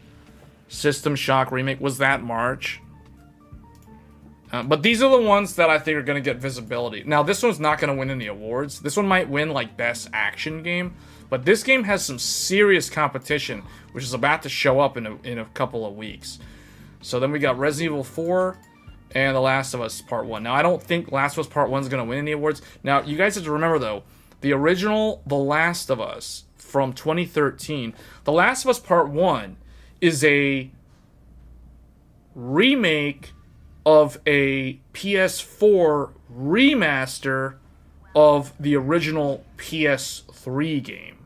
So this is a remake of a remaster of the original game. You know, like, kind of weird, but God of War was last year. Okay, so that brings us to April. So now we're in April. So this is why when you hear people say that 2023 is like such a massive year for games, because it's only getting started. So we had, I don't know if this was going to win, but we had Dead Island 2. Dead Island 2 was some people's anticipated game, but I don't really see this doing anything. But it was a major release for April. So that's why I'm listing it here. Kind of like The Last of Us Part 1. So Dead Island 2. Then what I think my personal best gacha / mobile game / like turn-based RPG, Honkai Star Rail. So this game came out in April. That's when I started playing it, and that's kind of what has replaced Genshin Impact for me on the side. So in fact, that's actually the game that's running in the background right now. So Star Rail came out in April, followed by Star Wars Jedi Survivor.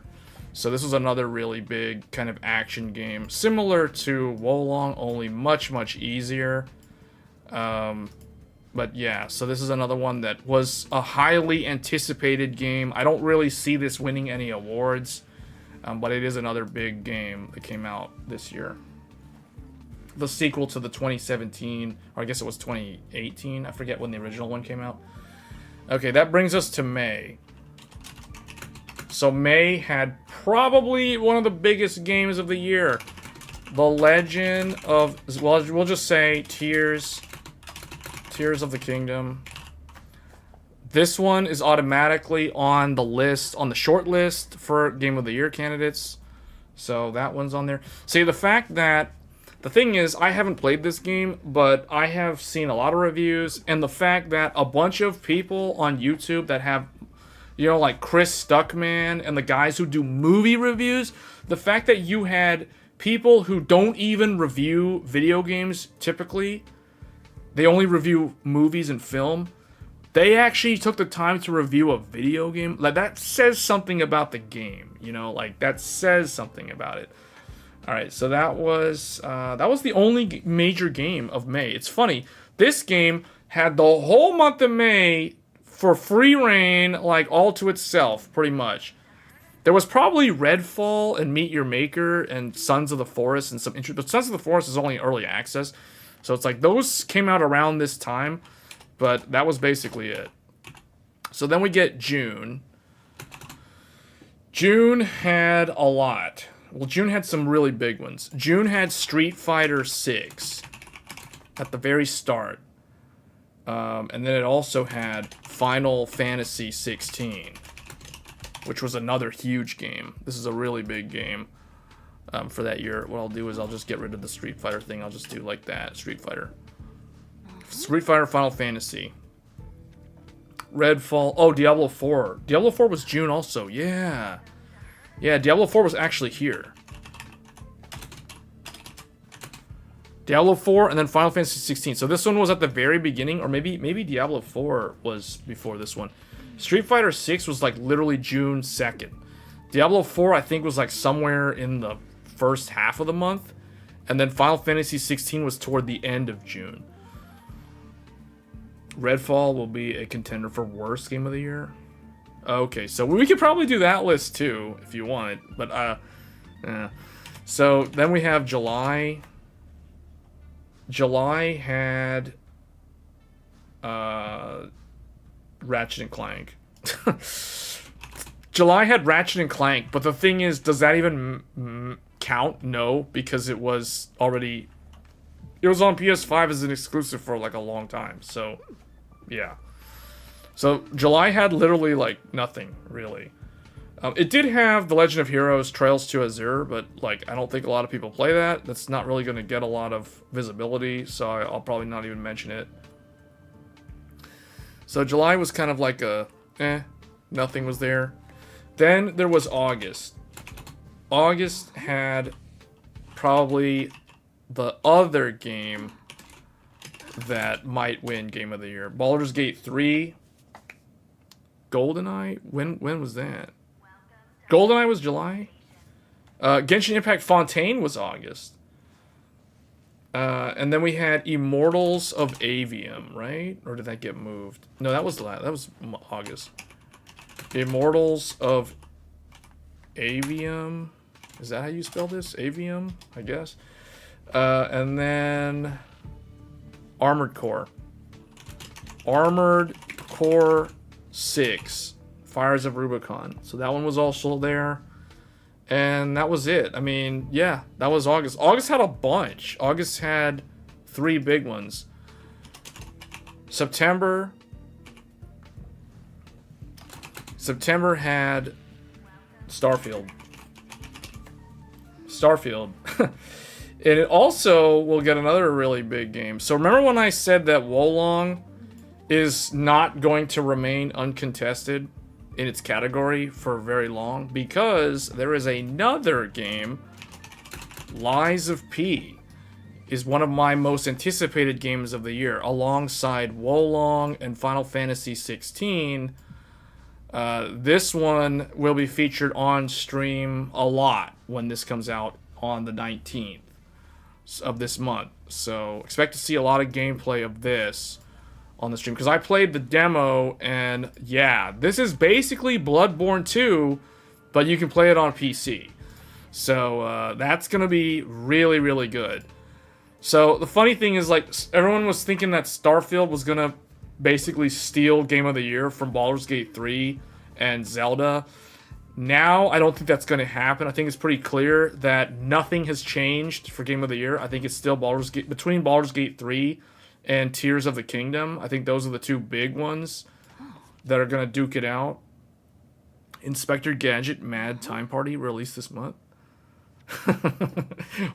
Are you like looking at like a list of upcoming games or something? Like how would you know that? In the Cyberpunk DLC? Cyberpunk DLC, is that going to win Best DLC of the Year? Can you imagine if like the Elden Ring DLC shows up in December? Man, this year has got a lot of crazy good games.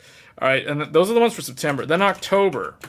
October, we have a lot of games. There's a lot. I think there's an Assassin's Creed game, if I'm not mistaken, that's coming out in October, but I could be wrong. But October is going to see the release of one of my more recent anticipated games. I only recently got interested in this game because I saw a lot of gameplay footage at Gamescom, and people are starting to hype it up. So, not only is Assassin's Creed, Mirage is coming out, but another game is coming out on, get this, Friday the 13th of October. So the month of Halloween, Friday the 13th, the game that's coming out is Lords of the Fallen.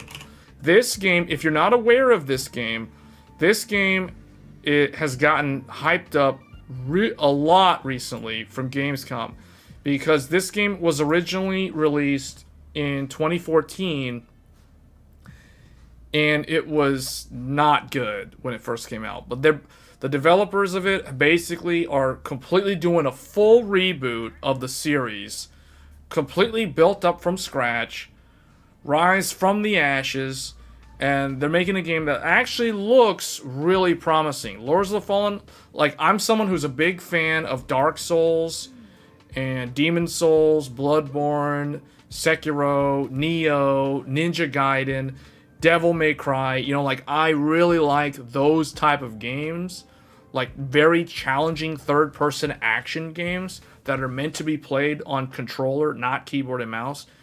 And Lords of the Fallen is definitely... I jokingly refer to Lies of P as Bloodborne 2 or Demon Souls 3. I refer to Lords of the Fallen as Dark Souls 4. This is basically Dark Souls 4, just with... Think of it as Dark Souls with the Demon Souls remake from Bluepoint. That level of graphics is basically what this is. So... the gameplay looks solid, and the developers, I watched an IGN first developer interview where they were actually showing like co-op gameplay. It looks good. I'm pretty much sold on this game. Like, I'm 98% sold on Lords of the Fallen, but Lies of P, I'm 100% sold on Lies of P. Do you know the engine Lords of the Fallen uses? Lords of the Fallen is using Unreal Engine 5. This is going to be an Unreal Engine 5 game. There's already a lot of YouTube videos comparing Lords of the Fallen. There's a lot of who will win. Lies of P versus Lords of the Fallen. UE4 versus UE5. That's basically what this is. Both of them are going to be challenging games, just like Dark Souls. Really hard. You have to have very good reflexes, etc. Challenging content. Lords of the Fallen features a dual, like an axial, which is the world of the living, and the umbral, the world of the dead. Hence why this game is coming out Friday the 13th in October. That's hilarious that they chose that as the release date. And then Lies of P is coming out. Lies of P was supposed to be last month, but it got moved by a month. You missed Remnant 2. Was that one of those other Souls-like? Because there's a bunch of Souls-likes. Like, Lords of the Fallen, the original one, was kind of a Souls-like. I know Mortal Shell. Mortal Shell's another one. There's like a bunch of them, though. But this one looks really promising. Remnant, was that the game that had like a dual world mechanic? I think it's the... Because here's the thing. The way I see Lords of the Fallen, I don't think... Maybe they were inspired by Remnant 2, but when I look at Lords of the Fallen, the umbral axial thing, that makes me think of a feature that Demon Souls had called World Tendency. There was something called World Tendency in Demon Souls, where every time you died in your living form, in your human form, not your soul form, but in your human form, every time you died in the world you were in, the world would get darker and, as a result, more difficult. The enemies would become stronger. They would deal more damage to you. You would deal less damage to them because they would have more HP. So it almost felt like the more you messed up and died, the game would get increasingly difficult on purpose. So, and the better you played, if you were succeeding, the game would get easier and easier because it would tend the world to become less challenging, which is kind of weird because you would think that, okay, naturally, if a game is very, very challenging, you would think that the feedback loop would be such that it would reduce the difficulty. And if you're winning, you would think that the game would want to become more difficult to challenge you further. But no, Demon Souls had this system where it did the exact opposite. It had backwards logic. The more you died, the harder the game, the more punishing and difficult the game would become. The better you played and the more you succeeded, the easier and less challenging the game would become. That's how Demon Souls functioned. So I think Lords of the Fallen operates on a similar similar concept where if you die, you respawn instantly in the world of the dead. You're in the umbral world. And you can get back to the world of the living. There's like a thing you have to do. You either have to kill a boss or something like that. Very similar to Demon Souls, where when you kill a boss in Demon Souls, if you're in soul form and you kill a boss, you revive and regain your human form.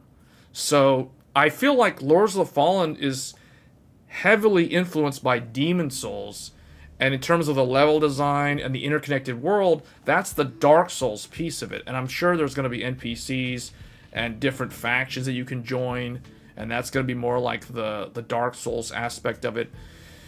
But it also takes some stuff from Sekiro. Because Sekiro had the concept of what they call shadows die twice. So meaning if you died in Sekiro, you would be given the chance to revive yourself and come back and try to come back and get a second chance at winning against whatever defeated you the first time. So I feel like they've taken some aspects from Demon Souls and Sekiro, and then of course the world itself is very similar to a Dark Souls type game. So very heavily inspired by Miyazaki's work, at least from a game mechanics standpoint. So I'm looking forward to Lords of the Fallen. I think that's going to be a sleeper hit that's going to come out of nowhere. Everyone's saying how, like Zelda's pretty much going to win Game of the Year, but then there's others that are thinking Baldur's Gate's going to win Game of the Year. But who knows? This Lords of the Fallen might come out of nowhere and just like floor everybody. But I don't know. It's, it doesn't have the developers don't have a proven track record. This game is not made by From Software. So it remains to be seen. Like it's still a massive uphill battle for the studio that made Lords of the Fallen to climb up that ladder to the top. Liza P also is going to be really good, from what I can tell. That would be impressive. Yeah, see, that's why I'm saying it's not over yet. We still, like, Starfield came out, but there's still, like, all these other games. And we're not even done with the list. I mean, there's still Alan Wake 2. That's an anticipated game for a certain fan base of that game series. And then, of course, the other big game that's coming out in October, Spider-Man 2. Spider-Man 2 is also coming out. And this is another massive, massive game on the PlayStation 5. Just like God of War Ragnarok last year and Final Fantasy 16 in the middle of this year, Sony is pulling out all the stops with Spider-Man 2. So it's still open-ended in terms of declaring a winner here. I mean, there's still a lot of contenders that are coming in fast as we move from Q3 into Q4. You're fine with any of those games getting Game of the Year as long as Zelda doesn't win, since it's not a true new game. Yeah, and there's a lot of people that have that same opinion. But if you look at the Metacritic scores, though, the Zelda game has a very high Metacritic score. It's higher than Baldur's Gate 3. And I think Baldur's Gate 3... So, right now, from what I understand, if you go by Metacritic, and I know Metacritic does not mean Game of the Year, but I'm just using that as an example. Tears of the Kingdom has the highest Metacritic score. I think Baldur's Gate 3, Resident Evil 4, and Street Fighter 6, those games also have very high scores on Metacritic. So basically Capcom didn't drop the ball. Like they did. Oh, you know what? I forgot another game. I forgot Wild Hearts. Wild Hearts, the game that I refunded on Steam. The only game that I've ever refunded on Steam. That's another kind of big one. Because this is basically the Monster Hunter world of 2023, sort of. So that's why I'm going to include it. But yeah, Hogwarts is a huge game. So here's what I think. Okay, you guys want my opinion on the list? So here's what I think is going to make the list. Hogwarts Legacy declares a spot. At least it declares to be in the list. I don't know if it needs to win, but it should be in the list. Because it's a very... Compared to all this other stuff, this is a novel game. Considering what else we have to work with. Resident Evil 4 might actually be on the list. That's a perfect 10. And then going through here, Tears of the Kingdom, we already know that's on the list.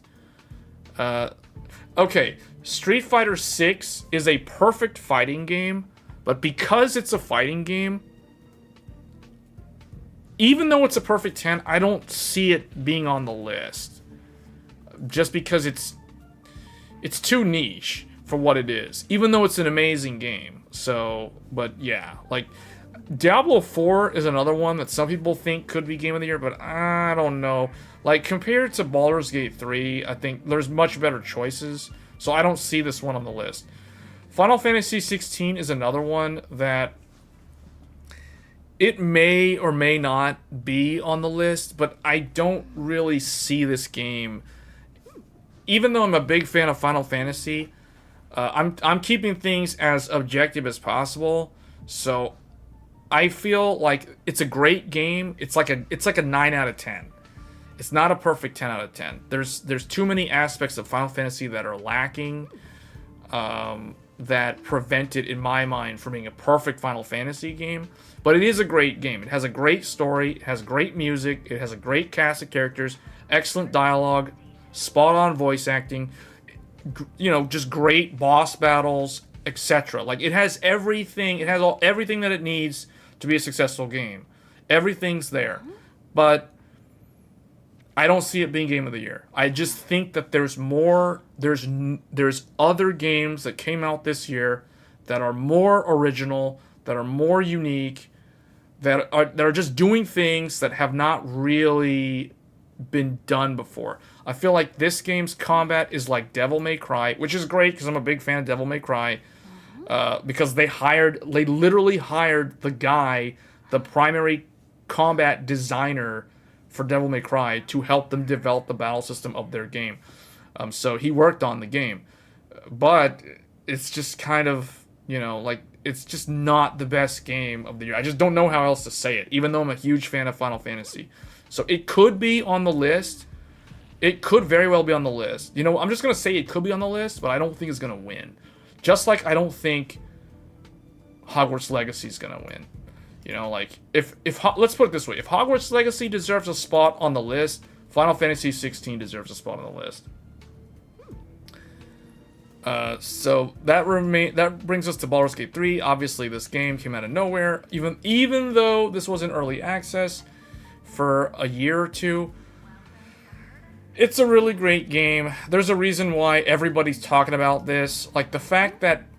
Let me put it this way, but when it comes to Baldur's Gate 3, I was at an event recently, last weekend, where there were people who used to play games when they were kids, but they don't play games anymore as adults, but they knew about Baldur's Gate 3. They didn't know about the Zelda game. They didn't know about Hogwarts Legacy or even Final Fantasy 16. But the fact that these people who don't normally play video games were asking me about Baldur's Gate 3, that says a lot about Baldur's Gate 3. When you have non-gamers aware of a video game by name, they know its name and they know of its existence and they're talking about it and they're interested in it, that says a lot.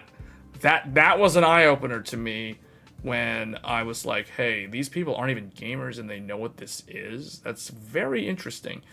So that one could be the one, guys, in terms of Game of the Year. Armored Core 6 is another one that, like, a lot of From Software fanboys are saying that Armored Core 6 is going to win. I don't think it's going to win. It's a great game. There's nothing really wrong with it. It doesn't do anything wrong. Just like Resident Evil 4 and just like Street Fighter 6, the only problem with Armored Core 6 is it's just like Street Fighter. It's too niche. Maybe it's the number 6 is an unlucky number, especially since they put it in Roman numerals, but like the fact that it's too... First of all, it's a tough game.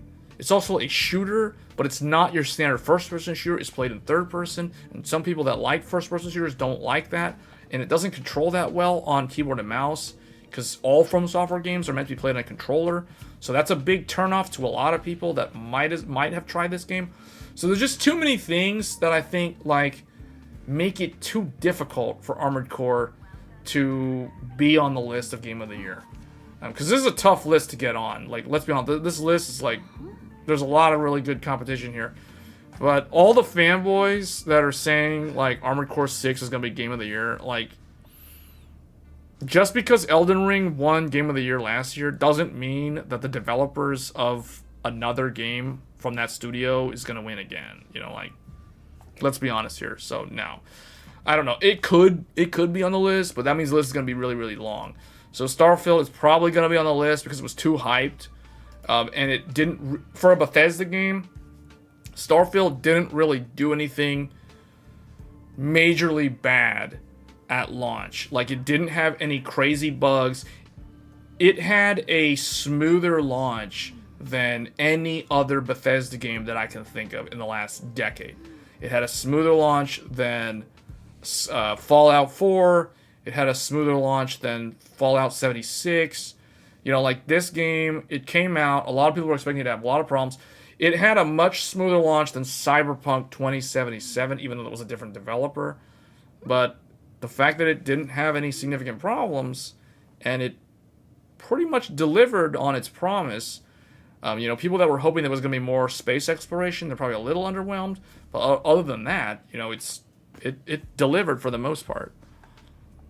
Hogwarts has the whole controversy about it. That doesn't matter. Any game that has microtransactions and is full price is an instant fail. Wait, what? Starfield has microtransactions? Or are we talking about something else? Diablo 3 was on the 2012 list, and that game is much worse. Oh, you're talking about Diablo 4. Yeah, Diablo 4 is not going to be on the list. I mean, I don't know. This list is going to be way too long. If we include Diablo 4, Armored Core 6, and Street Fighter 6, then the list is just going to be way too long. For us, maybe not, but who knows if it matters for TGA that need that. Well, see, the thing is, the thing about the controversy around Hogwarts Legacy, yes, I was aware of that. Here's the thing about Hogwarts Legacy. So there was that whole controversy leading up to the release of the game. But after the game released to market, as far as I'm aware, I could be wrong, but as far as I'm aware, all that controversy surrounding Hogwarts Legacy, like, dried up and, like, evaporated into the ether. So, like, you know, like that one emoji, you know that one emoji with the Japanese katakana, the guy doing like this, you know, that's pretty much what I thought about the controversy on Hogwarts Legacy after that game came out. Tell that to Genshin Impact. I don't even know what Genshin Impact controversy there was. But Genshin Impact was still like one of the best games when it came out, so they just continue to do whatever they do.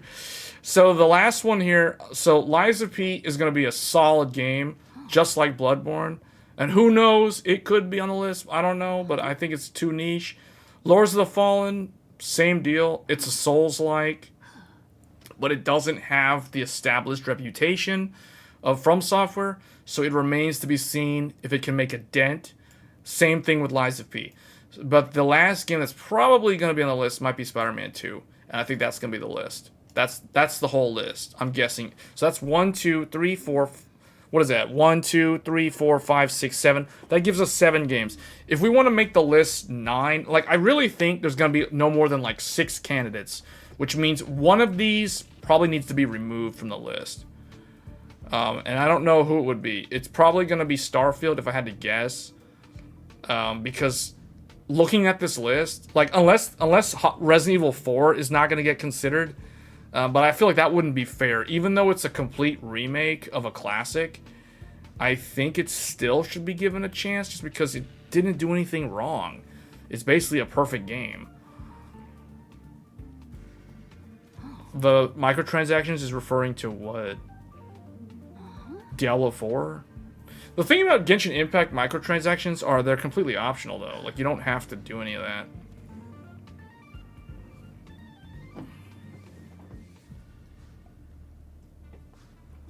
Yeah, these are only nominees, guys, but I really think there's going to be like 6 of them.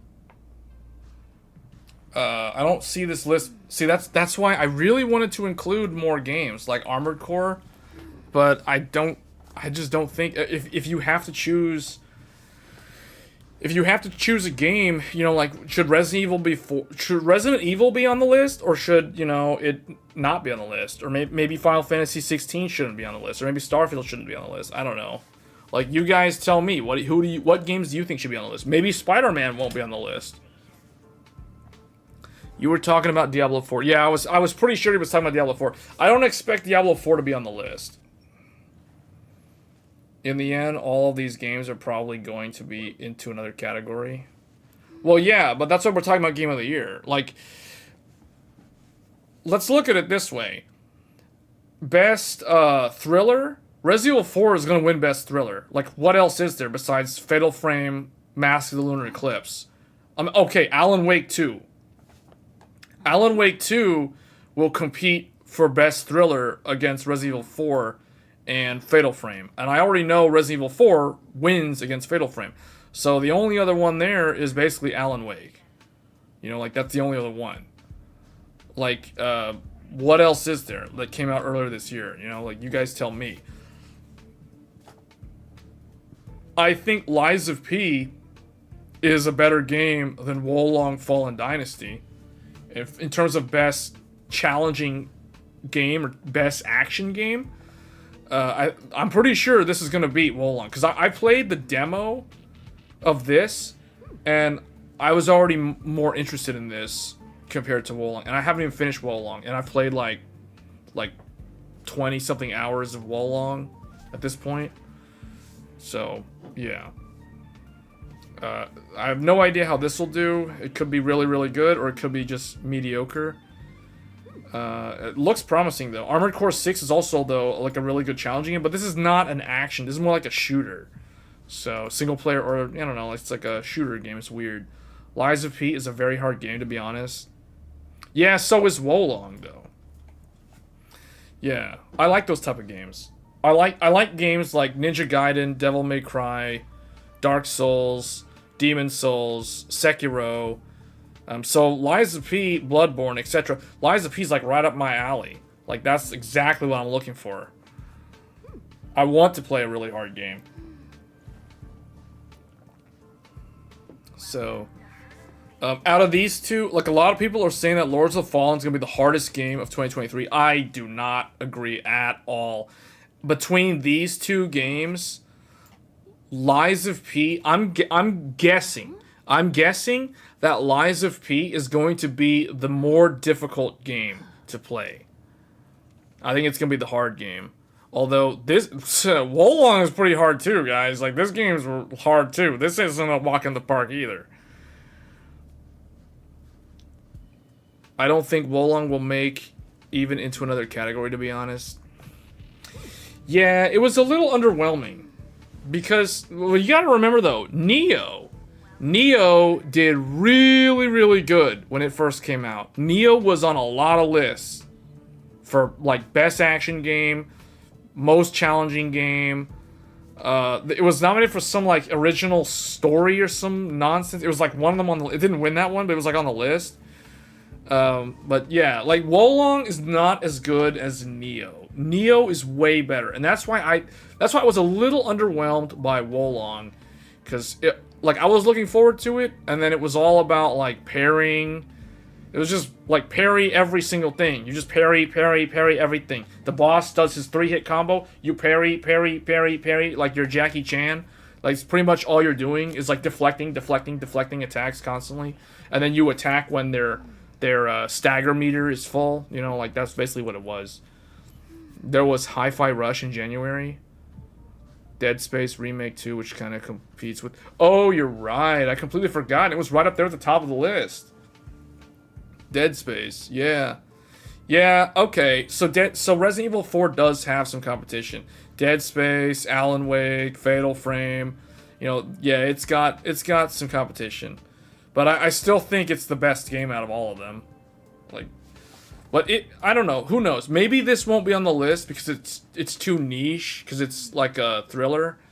But I don't think that's fair, though. Like, if I had to choose one game from Capcom I personally would probably choose Street Fighter 6, but I feel like Resident Evil 4, more people can play Resident Evil 4 and get more enjoyment out of Resident Evil than they can with Street Fighter. I feel like you have to be a certain type of gamer to really enjoy a fighting game.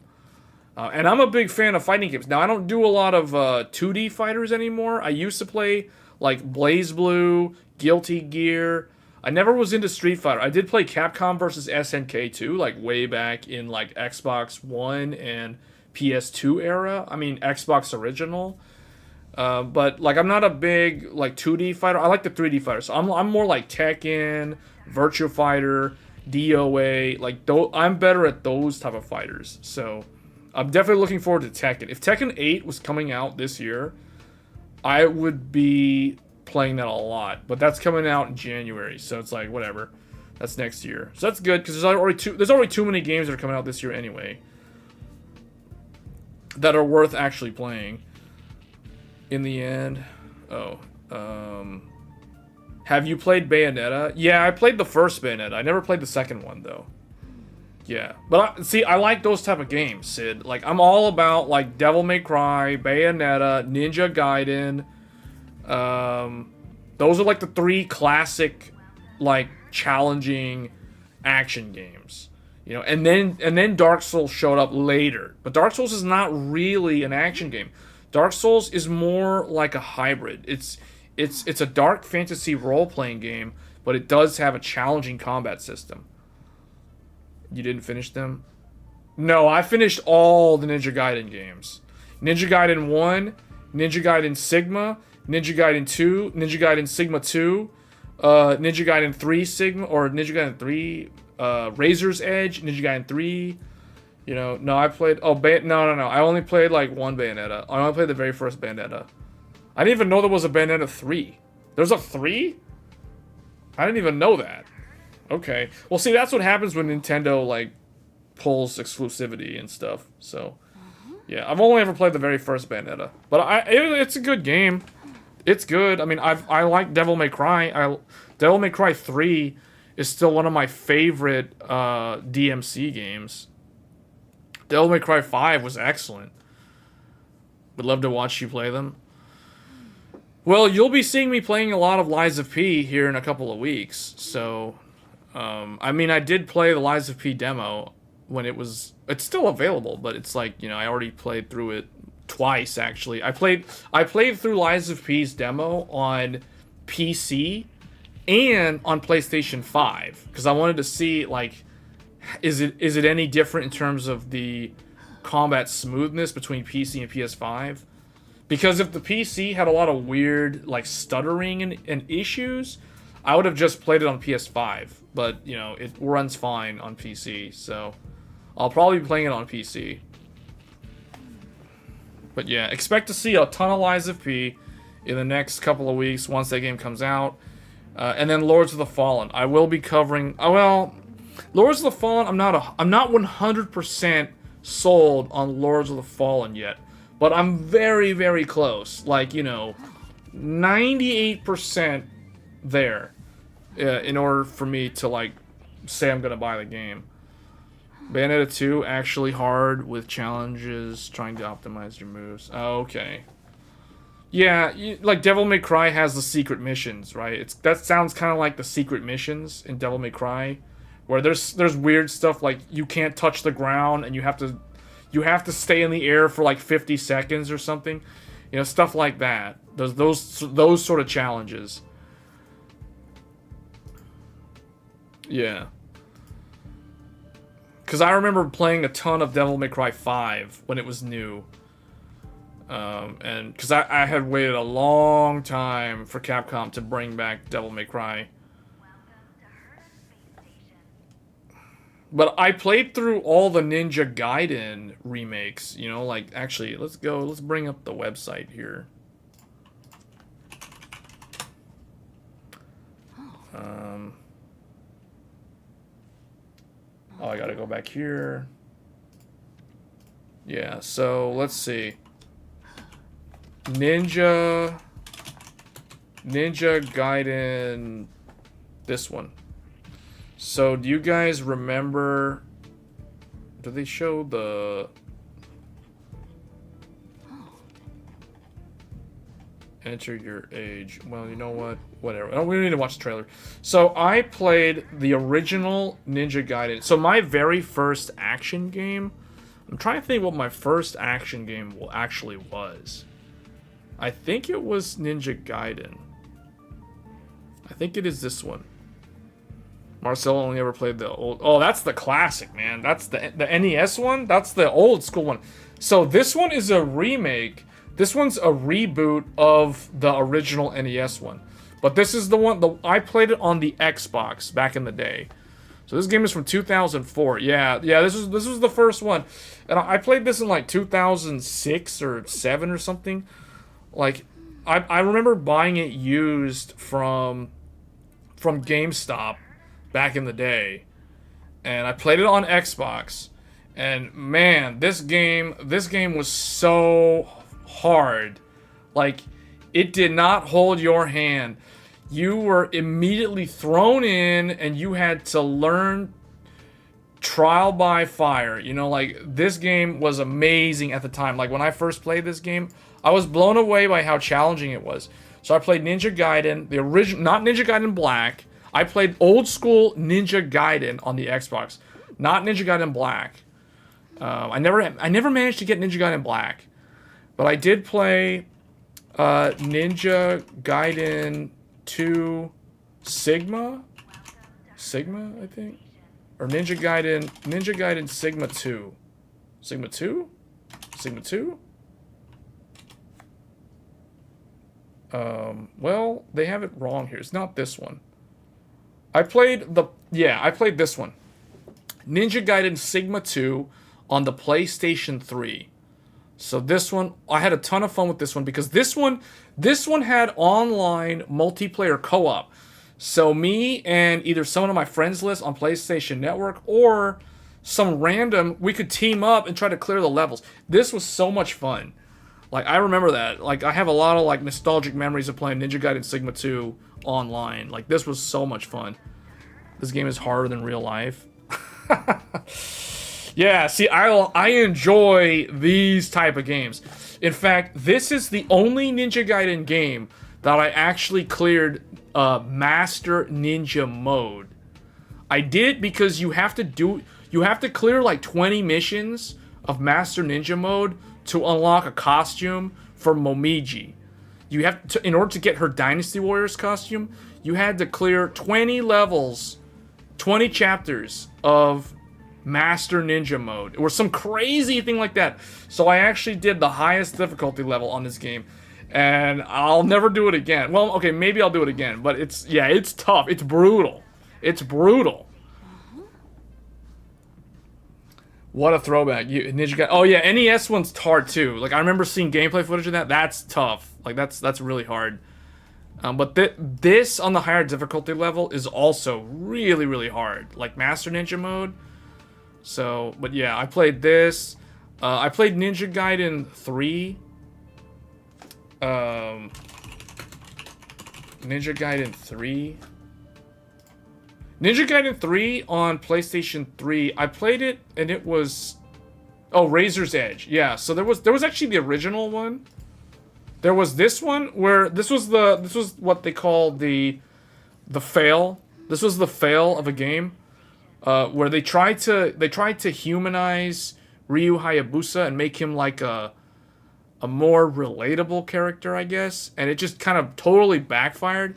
So then Team Ninja had to backpedal, and they like took out all the things that slowed down the game, and they brought it back to the way it was, and they re-released a game called Razor's Edge.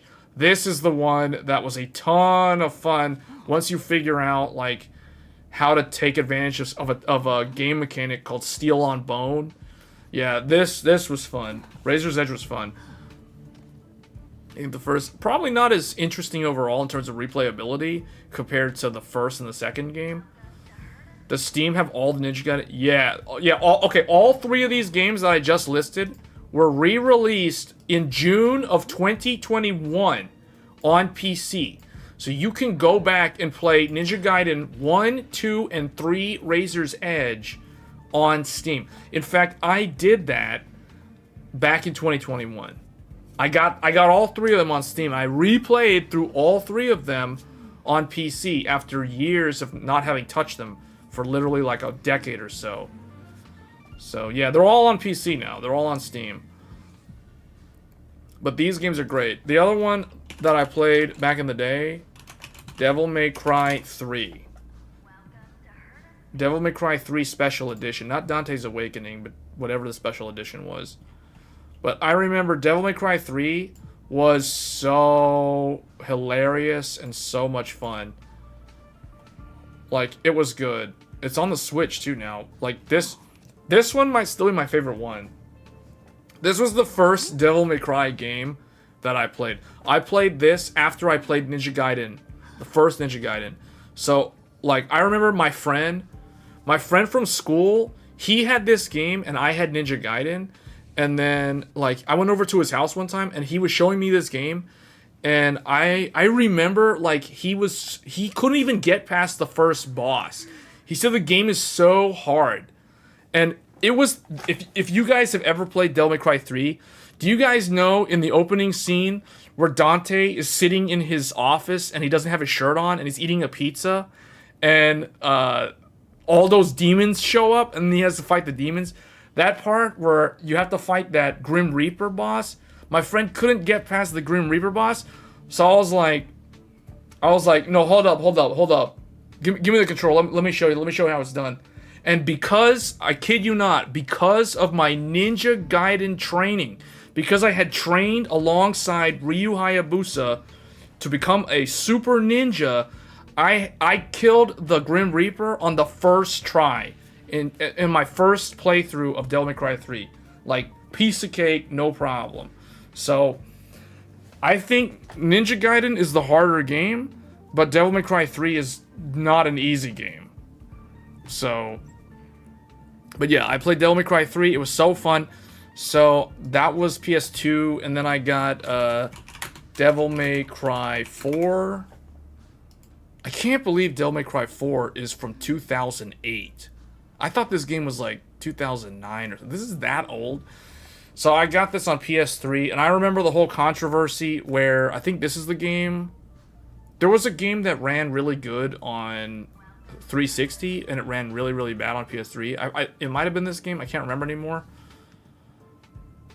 But I played Devil May Cry 4, and I thought it was really good. I did not like it as much as Devil May Cry 3, but it was really, really good. And then eventually, I skipped this DMC.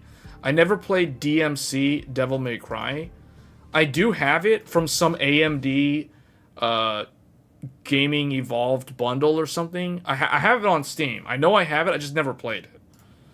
And then Devil May Cry 5 was the last one that I played, and this one was really, really good. Really good game. Bro, please play Bayonetta. Good story. Is Bayonetta on PC? Bayonetta. You're saying Bayonetta 2? Bayonetta. Oh, it's on PC? Wait a minute. For real? Do I have it? Do I have this game? Oh, I have Bayonetta. Oh, yeah. Oh, because it's the first one. Hold on. I have Bayonetta. Yeah. Okay, hold on. I've got this on my Steam library. What about Bayonetta 2, though? Bayonetta 2? You can't play Bayonetta 2 unless you're on the... Wait a minute. Hold up, guys. I've got a Wii U. It's on the Nintendo Switch also? I have a Nintendo Switch. Why do I not play this game? What? I have this game. I have the Switch. It's okay. I mean, I guess I could play this game. Bayonetta 3. When did this come out? This game came out last year. Only on Switch. Okay, and I have a Nintendo Switch. So I guess I should have played it, but yeah. The problem is I was waiting for the Switch 2.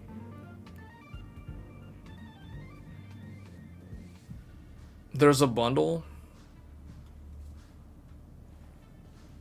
Probably for all games too. Okay. See, what I'll probably do is when the Switch 2 comes out, I'll probably go back and play through my Switch backlog. Because I have a ton of Switch games that I've never played or never finished, just because I... The problem is, ever since I went to 4K, ever since I got a 4K monitor, I can't stand, like, playing games on the Switch, because they look so low-res, and they just look so bad that I'll get a headache. So that's the reason why I haven't played Tears of the Kingdom. That's the reason why I never finished Xenoblade Chronicles 3 or Xenoblade Chronicles 2, for that matter. And that's why I never got Bayonetta 2 or 3. So that's my reasons for why I haven't played any of these games. Because the Switch runs the game at like 720p and 30 FPS, it just looks bad. Xenoblade, yeah, Xenoblade Chronicles, yeah, it's good. I mean, Xenoblade Chronicles 3 was the game that'll go down in history as this is the game that won best game of, or no, this is the game that won best soundtrack of 2022, but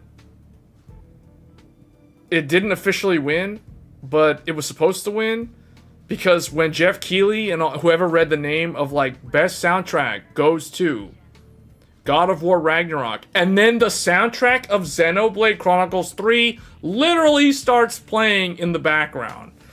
That's how you know this game won best soundtrack of the year. Because the orchestra was queued up to play this game's soundtrack, and then they went and said God of War Ragnarok won best soundtrack of 2022. 2022 did not have a lot of major games compared to this year, but it had the most memorable Game Awards show ever. It had the screw up where the orchestra played Xenoblade Chronicles 3's theme instead of you know who, God of War. And someone just subscribed to the channel. Thanks for the sub. Much appreciated. And then there was the whole thing about Bill Clinton, the reformed rabbi, when Miyazaki was trying to give his speech, when From Software was on stage trying to accept Game of the Year award. You know what I'm saying? Like, that thing was that's ingrained into so many people's memory. So, is that the game where weapons are girls? No, this is not that type of game, Marcelo. This is not that type of game. No. Oh, man. This is a long video. This is like so long. Yeah, I played about 90 minutes to 2 hours of this game, and I couldn't convince myself to keep playing because the graphics. I mean, the Switch. It's the Switch. Where's my DLSS 3? Where's my DLSS 2? What's going on here? Like, what? It's so bad. Like, where's the performance? Where's my performance? You know, like, no, I can't do it. So it's like, that's why I couldn't finish it. Even though I wanted to. It's like, I got too used to 4K, high frame rate, and it's like, I can't go back and play, I can't do 720p. It's like, my eyes can't handle it. Emulate it? I mean, I guess. The problem is, my backlog is so... Like, my PC backlog itself is already so long that at this point, this is like further down the stack at this point. Like, this, along with all the Switch games, are basically slated for, like, Switch 2 at this point. Like, they're not going to get completed, or they're not going to get revisited until the new platform comes out with backwards compatibility. So... But yeah, that's a really good game, though. For real. Is there like a thing? See, upcoming. Here, let's do PC. The problem with PC is you go on here. Look, check this out, though. Check this out. Top 10 games on Game FAQs. Skyrim, WoW, Baldur's Gate 3, League of Legends, Final Fantasy 14, Starfield, Star Rail, Baldur's Gate 2? Fallout New Vegas? What? And then, what? I don't know what that's about. Top 10 message boards. So these are the ones, these are like the top games that people are talking about. So this is the one to actually pay attention to, not top 10 games. Because top 10 games are what people are searching. So Starfield is number 1. Star Rail is number 2. Armored Core is number 3. Baldur's Gate 3 is number 4. Genshin Impact is number 5. FF14, number 6. League is number 7. One Piece Pirate Warriors 4? What is this? A One Piece game from 2020? Sea of Stars. This just came out like literally a few days ago. And then Rockman, whatever this is, which is, I don't know why that's there. Like, that's okay. Cool. Upcoming releases as well. I see. Well, hopefully you play Bayonetta series first, since it's similar to DMC. Why people are talking about Mega Man? Yeah, I don't know. Yeah, I don't. But yeah, so these are basically all the games that are coming out. There's some really like what? Yeah, we got Anonymous Code, Beast Slayer, Bonfire and Tail, Broken Hearts Island, Bunny Battle, Code Verdict 2, Conquistadorio Prologue, Kush's Amazing Adventure. I don't know what these games are, but apparently these are games that are coming out on the 8th of September, which is what? Tomorrow. These are games that are coming out in North America tomorrow. Fae Farm, Geometric Sniper Z, Guy Delicious, Increment, Infantry Assault, War 3D FPS, Into the Sky, Laravel 3, Lost and Found Agency Collector's Edition, Mage of the Electa Desert, Mech Defender, Microvolts Recharge. Like, what? All these games apparently are coming out tomorrow.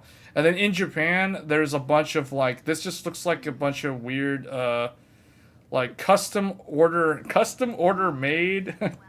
What? This is like a DLC thing, character pack. Yeah.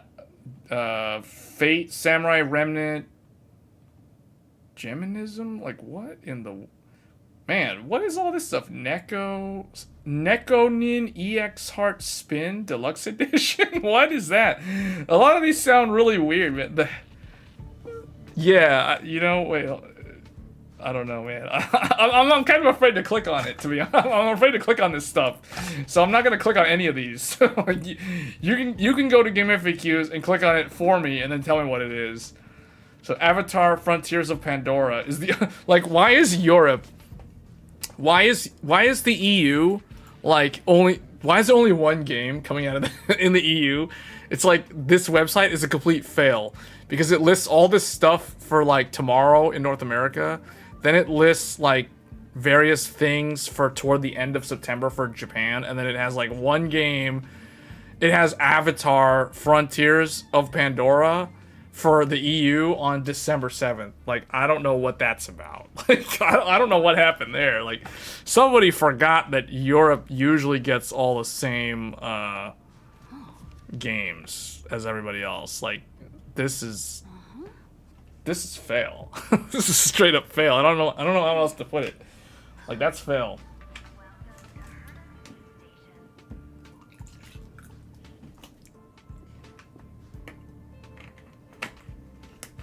Okay. But see, the fact that Starfield is the most talked about game, followed by Star Rail. See, this is the reason why I feel like Star Rail is gonna win Best Gacha Game. Best Mobile Game of 2023. Like, straight up. Like, a lot of people are talking about it. Apparently it's even more popular than Genshin Impact. It's even more popular than Baldur's Gate 3. Like, that's really weird. I mean, Starfield's the only one, and you know that's going to be a temporary lead. So...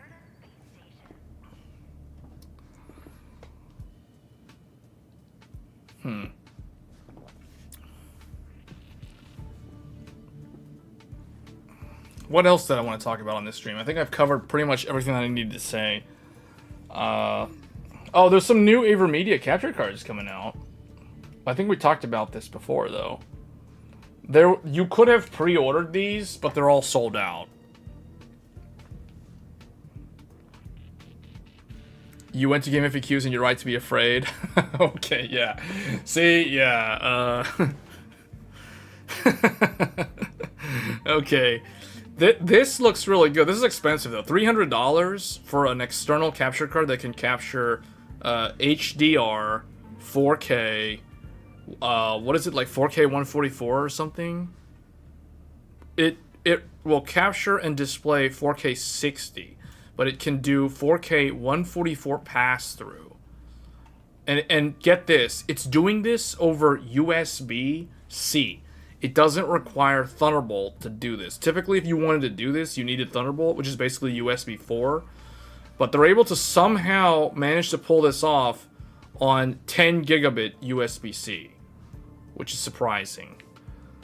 So I'm very curious in this. I would not buy one of these until I see a review or unless they want to send me a review sample. I mean, I definitely would test it in depth if I would get a review sample.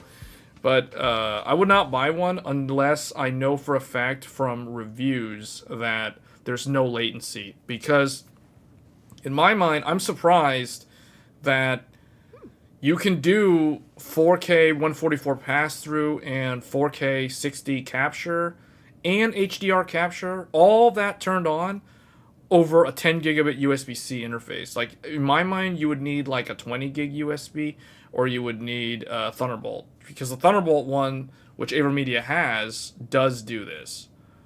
So they have a Thunderbolt one, and it's $300, and it won the Taiwan Excellence Award. So that's the one that I always recommend if somebody has Thunderbolt, or if they have an AMD motherboard that can add the Thunderbolt capture card, or I mean, the Thunderbolt add-in card, which I have already shown like 2 different videos on how to do that. But yeah, like this is the one that I'd recommend. Otherwise, what I really recommend is the internal one, unless you need to, unless you have like a really fat graphics card that occludes your X4 or your X8 PCIe slot, and then you can't use one of these. So you'd have to go with an external card because you have a fat graphics card that took up all the spot in front of the motherboard. So. But I'm actually running this right now, so it's like, in fact, my PC is actually completely full on the PCIe slots. Like, I don't have any lanes open. I'm actually using every single lane available right now. Like, my PC is 100% maxed out everything. 96 gigabytes of DDR5 at 6400 megahertz. We have well, actually, it's not 100% maxed out, but in the top slot, I've got the RX 7900 XTX Nitro, and Gigabyte did it right. Props to Gigabyte, because I can fit a 4-slot graphics card in the top slot, and I still have access to my X4 and my X2. So I'm running a Avermedia. I'm actually running that capture card that I just showed. I'm running one of these right below the Nitro in this second slot. And then in the bottom slot, I'm actually running a 10 gigabit network card from Asus featuring a Marvell Aquantia controller. So I'm using everything. The only thing that's available right now, every single USB port is, do they have a picture of it? I guess we have to find another picture. Gallery. Yeah, every single one of my USB ports on the back are in use, except for one no, actually, I think both of my USB-C ports are open. Yeah, I have a 10 gigabit USB and I have a 20 gigabit USB-C. Why is there only one board that runs X2? Well, there's two. The Gigabyte Aorus Elite also does X2. But I explained in the video what you need that X2 slot for. It's for a 10 gigabit network card.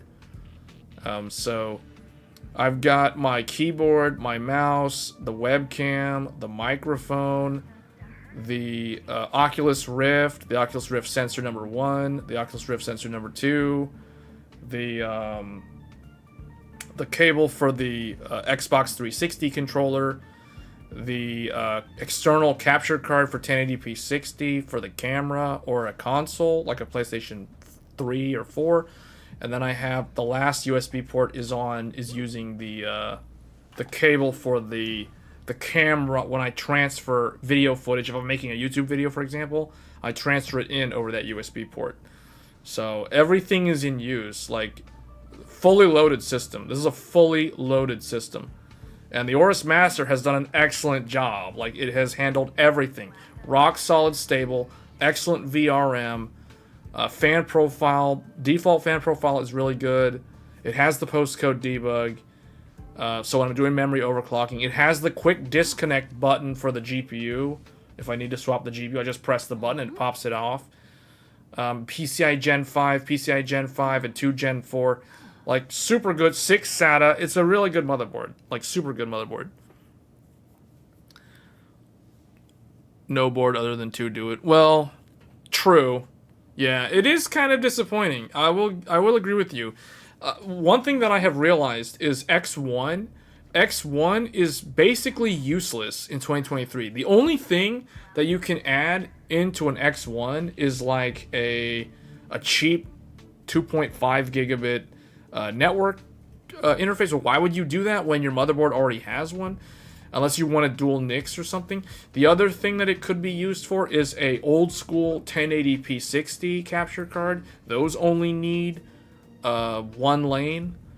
So those would work. But other than that, you know, there's not a lot of use for an X1. So that's the reason why the Crosshair Hero was extremely disappointing to me this time around. Would you have gotten the Carbon? Oh, and a sound. Oh yeah, Marcelo's right. That's right. You can put a DAC. You can put a sound card in the X1. Yeah, that is true. You can put it. You could use that. That's a good use case. But I just use the onboard audio on the motherboard. So the thing about the Carbon Wi-Fi is the Carbon Wi-Fi is not bad. I just don't remember. It's been a long time since I looked at what the layout has. It looks like it has the correct spacing. Because see, what I've learned with this generation of hardware is you want enough space between the top slot and the second PCI slot. Because if you want to run an RX 7900 XTX or an RTX 4090, you need a lot of space. Because those cards take up a lot of space. The Nitro is a 4-slot graphics card. It's three finger bracket, but it's 4 slots thick. So that's what I really like about the Gigabyte Aorus Master. And the Aorus Elite is the same way. So the thing about the MSI is what I want to know is does it have the right spacing? And it kind of looks like it does. Yeah, it looks like it. Well.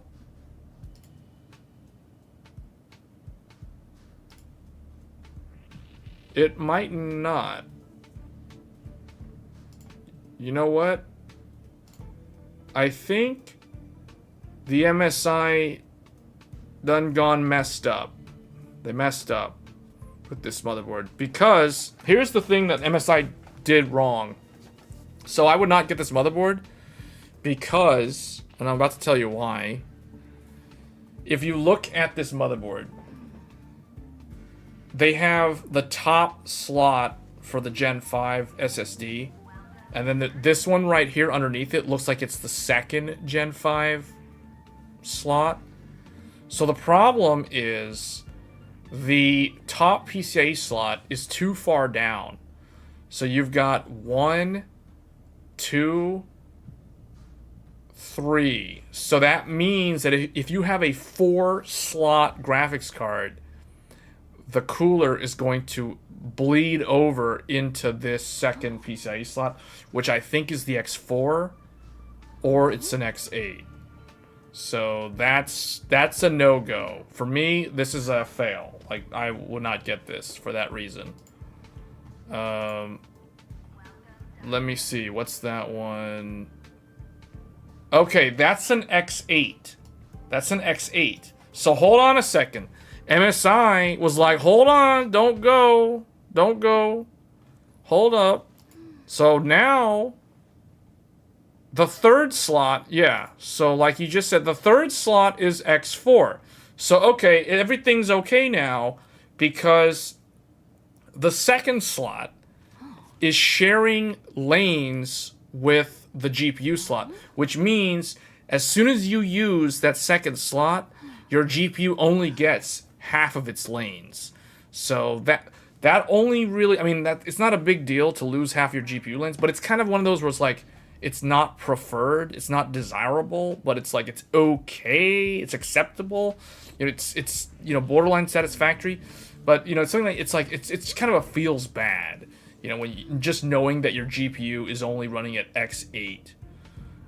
So yeah, so in a way, like the second slot doesn't really matter too much. It's one of those rare, nice to have X8, but you usually won't actually use it.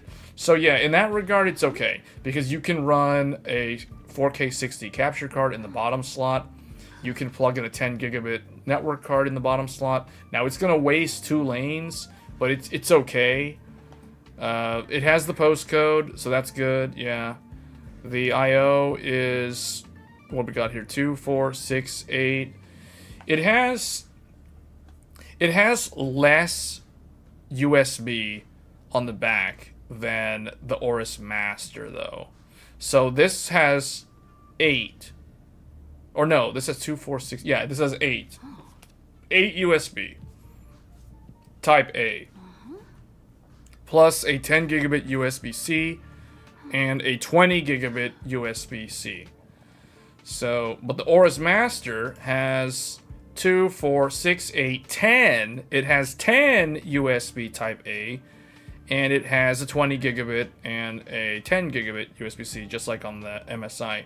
So, the difference is the MSI includes the clear CMOS button.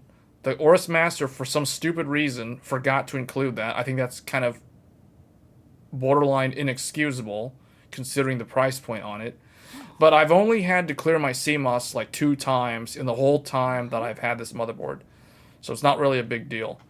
But although that's a nice button to have. So all you get on the Gigabyte Aorus Master is a Q flash to flash the BIOS. That's all you get. If you want the clear CMOS, you have to step up to the Aorus Extreme, which is another $200. So it's like totally not worth it there. But that one does give you a 10 gigabit LAN. This is only 2.5 gigabit. So the difference though is there's no clear CMOS on the Gigabyte, but you do get that on MSI. The difference is going to be your audio, because the MSI is giving you that 5.1 surround, but the reality is who actually uses that? See, because I have never, I did that probably one time 10 years ago. I hooked up a speaker system, a 5.1 system, to my motherboard just to test it, and I never ended up using it. So it's kind of a nice to have, but it's almost like a legacy thing at this point. Because see, the Gigabyte drops your 5.1. You can do 7.1 out of the optical SPDIF out the Toslink cable, but they still give you your microphone and your line out. So it's like that's exactly how I'm using my headphones. My headphones are plugged in to that line out. So that's all I really need. But I need the USB. I'm using all 10 USB Type A ports literally right now, and the MSI doesn't have enough. So I would literally have to plug 2 of my peripherals into the front of the case. I'd rather not do that. Also the DisplayPort alt mode too. Oh yes, this has DisplayPort alt mode on there. Does the Gigabyte not have that? Oh, the Gigabyte has that too, though. Yeah, Gigabyte has that on this one. The 10 gigabit is a DisplayPort alt mode on Gigabyte. So Gigabyte can do 3 monitors off of integrated graphics, and so can MSI. So they're basically the same there. The 20 gig is wired to the chipset, so those are the same.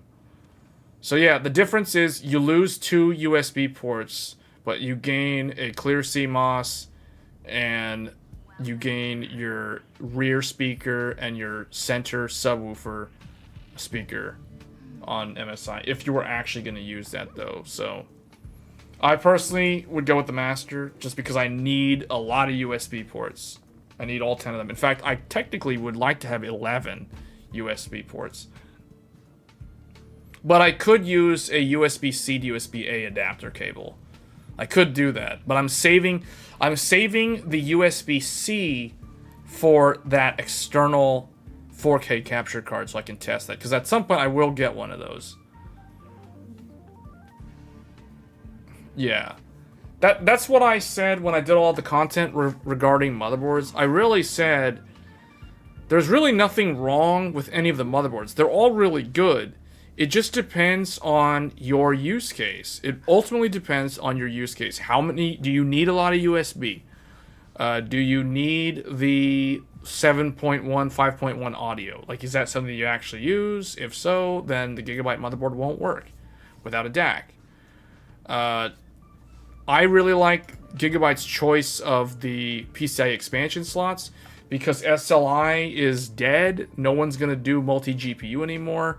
So I really like that they give you an X2 and an X4 as opposed to an X8 that steals lanes from the GPU.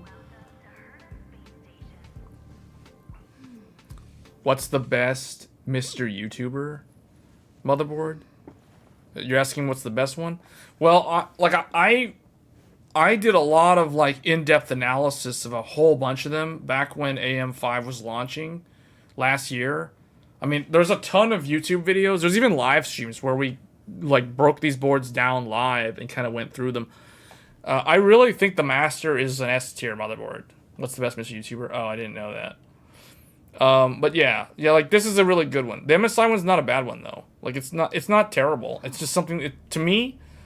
I don't like the placement of the PCIe slots, and I wish it had. It needs to give me like 2 or 3 more USB ports.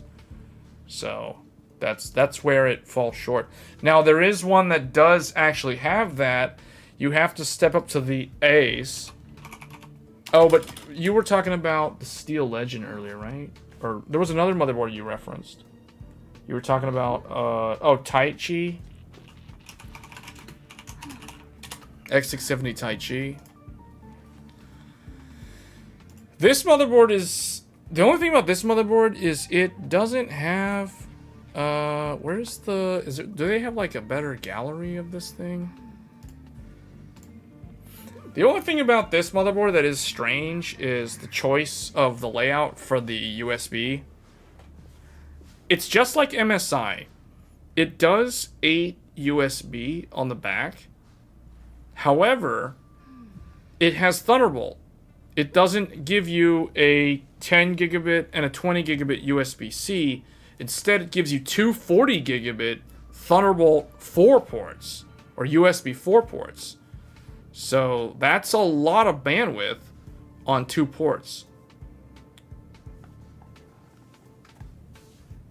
But best motherboard, anything that's not Asus. Asus has a really good motherboard. It's just very, very expensive.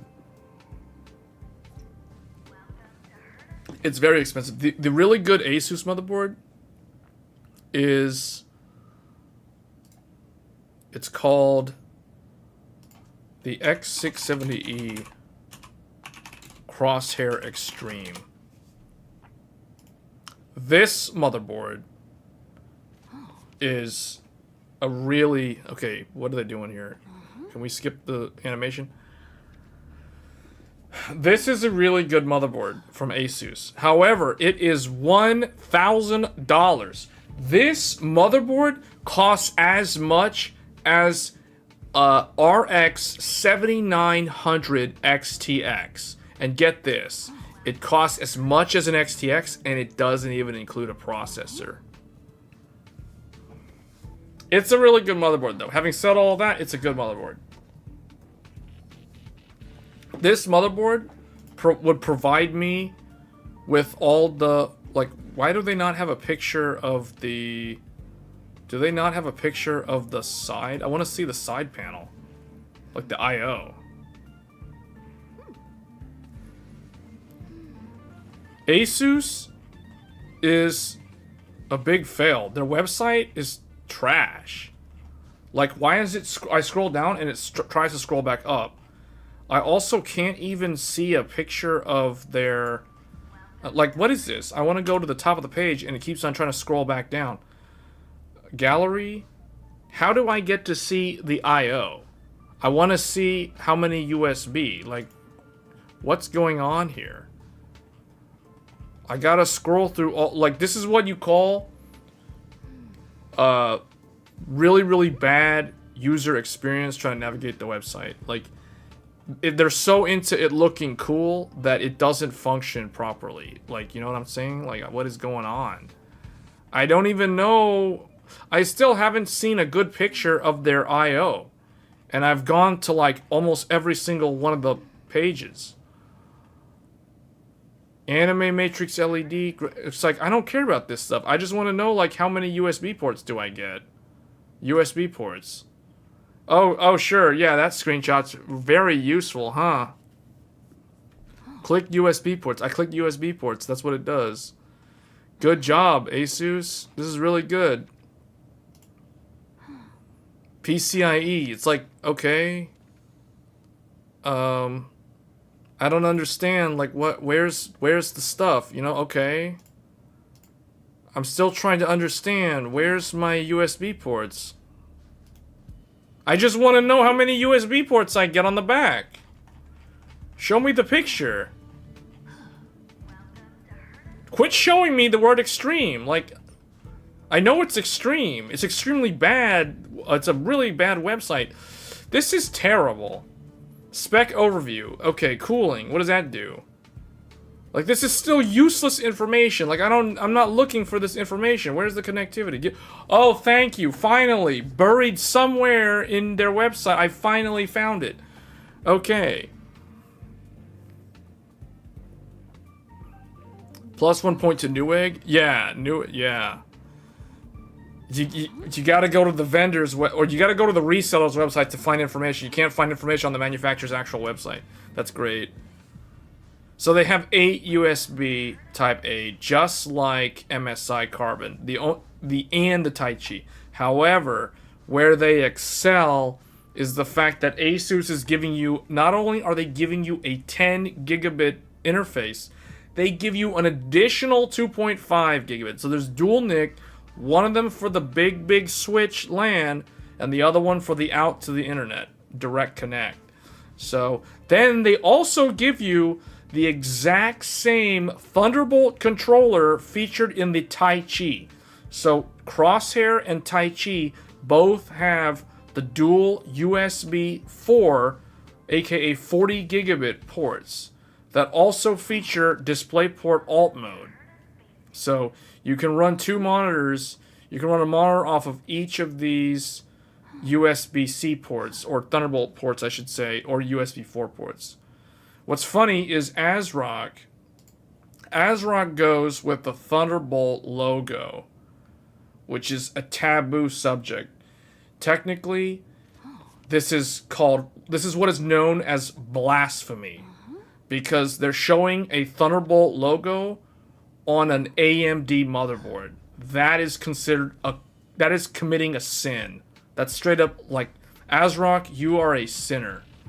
Okay? Like, Asus has to be the politically correct. We are Asus. We are big. We are mighty. We have money. We expect you to give us your money. Therefore, we charge $1,000 for our motherboard. But we are politically correct. For that $1,000 you pay, you don't have to be committing a sin. You're not blasphemous. you get a 40 gigabit logo on your USB-C ports. So they give you the 40 gigabit USB port. So the funny thing is, all these articles on like video cards and WCCF Tech, like all these guys talking about Zen 5's motherboard refresh, X770E, whatever, they're gonna feature USB 4. They're gonna feature USB 4. Okay, well, you know what? Asus is already giving you USB 4 on the first round of AM5 motherboards. Oh, and so does ASRock with the Tai Chi. And everybody else, except for MSI, has the add-in card option. So, not exactly sure what the news was about that. Apparently somebody didn't look up what the actual motherboards have. But, 8 plus 4 USB-C, 2 of which have DisplayPort alt mode and are 40 gigabit. Then you have a 20 gigabit down here and a 10 gigabit up here. You have a clear CMOS, you have a BIOS flashback, Wi-Fi 6E, full audio. Basically, I can't fault this motherboard. Everything about it is spot on in terms of the I/O. You get lots of connectivity on the back. Dual NIC, everything's included, nothing's missing. See? So it took me a while to find it, but it's there. The other thing that's really good about it is, okay, they're Asus. They might be having some server issues, but let's look at the, okay, if it will stop jumping around. You get an X8 and an X16 connected to the CPU, and then you get the X4 slot is included. So the nice thing about this motherboard is not only does it give you Thunderbolt 4 USB-C on the back, so you don't need to buy a Thunderbolt card, and you can automatically run like a high-end capture card externally. It also includes the X4 slot, which means you can still run an internal high-end 4K 60 capture card internally on there. So I really, really like that about this motherboard. There's no need to add Thunderbolt because it comes with it. It already has an X4 slot. So if this motherboard was cheaper, I probably would have bought this motherboard, to be honest. Like, no joke. Like, if this was like a $500, $600 motherboard, I would have gotten this at launch. But I just couldn't justify $1,000 for a motherboard. Because this thing pretty much has it all. And Marcelo's saying it's got the RGB. Yeah, it not only does it have all the USB, all the Thunderbolt, all the 10 gigabit dual NIC, etc., all that stuff on the back, it even comes with the RGB. It has the customizable, they call it the Anime Matrix LED light bar. It comes with that. So they've got like all the bling, all the bells and whistles, everything fully loaded. This is basically the most luxurious motherboard for an AM5 CPU today. Like, nothing else tops this. Not even the MSI Godlike, which is a joke, because this one actually is giving you a lot more, and this is cheaper than the Godlike. So, it's a good one. What's weird is how, like, companies that are in the lead, like Nvidia and Asus, they are charging a premium for their stuff, and when you look at their products, only their top of the line is really good. The 4090 is really good. There's really no arguing that. The Extreme from Asus is a really good motherboard. I just proved how it's a good motherboard. I just explained this. It has a good VRM. It has everything going for it. There's nothing wrong with it. So it's super good, but it's super expensive, just like the 4090. So when a company like thinks it's too great to fail, it releases products like this, which are good products with lousy prices, because they're trying to milk all that profit margin off of their brand image and their loyal fanboys. That's essentially what it is. So I just have to tell it like it is. Because it's a great motherboard, but I'm not gonna buy it. Way too much money. You know what I'm saying? Like, it's just a motherboard at the end of the day. And thankfully, we have cheaper options like the Aorus Master still around, or the Tai Chi, or the Carbon, even the MSI Ace. The MSI Ace is a $700 motherboard, and that's a really good one too. In fact, that's actually the best one, unless you need Thunderbolt. So it's funny, we've been talking about all these motherboards, and we didn't even talk about the best one. The best one's actually the MSI Ace, and I've been saying that since launch day. It just has one Achilles heel, no Thunderbolt, and you can't add Thunderbolt to it. But I expect MSI to remedy that with their new AM5 motherboards that are coming out next year alongside Zen 5. I expect MSI to be using the Avermedia USB 4 controller because they didn't go with the Intel controller this time around. And that's why their motherboards lack Thunderbolt. I don't know if their Z790 ones have Thunderbolt. In fact, that's actually something worth looking into. Let's see. Let's see if MSI's Intel Carbon Wi-Fi has Thunderbolt. Let's see here. Gallery. No, it doesn't. It doesn't have it either. So, we have to look at if it's got the header. I don't see the header. Actually, you know what? I don't think MSI, now that I think about it, I don't think MSI even offers Thunderbolt as an add-in card. Because I couldn't find one when I tried to search for one a few months ago. I know ASRock had one, but ASRock doesn't sell their Thunderbolt card outside of Asia. You literally have to buy it, you have to import it into North America. I bought mine from somebody in Japan. That's how I got my ASRock Thunderbolt card. But Gigabyte sells their Thunderbolt card in North and... I think they also sell it in South America. I think Gigabyte's the one that actually sells it everywhere. I don't know about... And Asus sells it everywhere too. But Asus is expensive, so that's why I didn't bother with theirs. Because I just need a Thunderbolt card. I don't need it to have an Asus logo on it and say that it's ROG. And charge me like $30 more just for an ROG badge. It's like, no.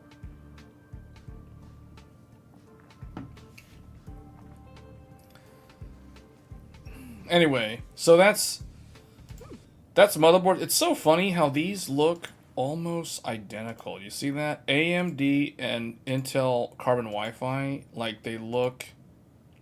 Which one actually looks cooler? Here's the Intel one. Here's the AMD one. What's different about them?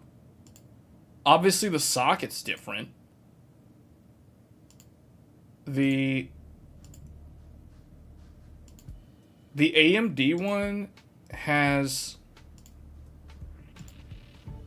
Okay, look, the difference is the AMD one comes with an X8.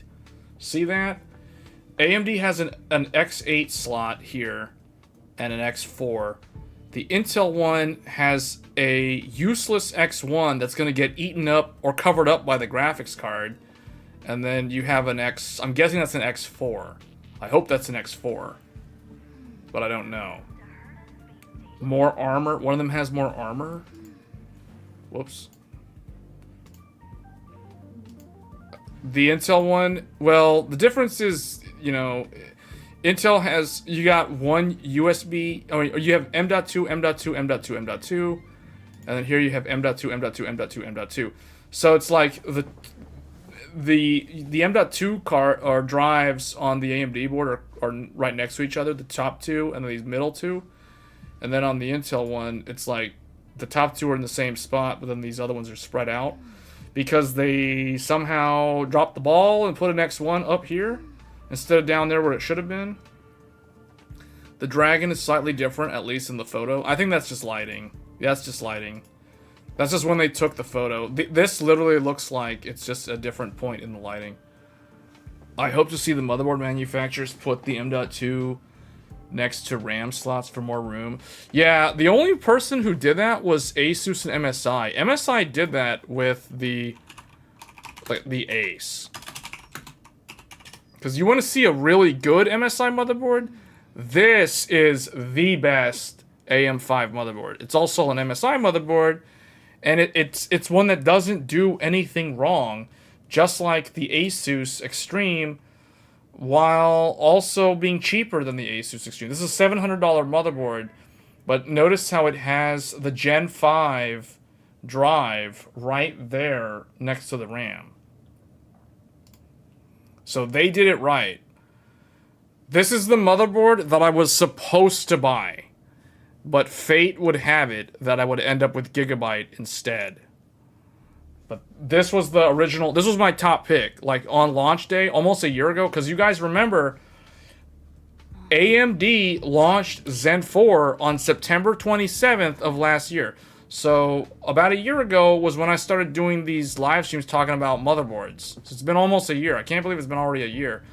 But this was my top pick. This is the one that I actually wanted to get.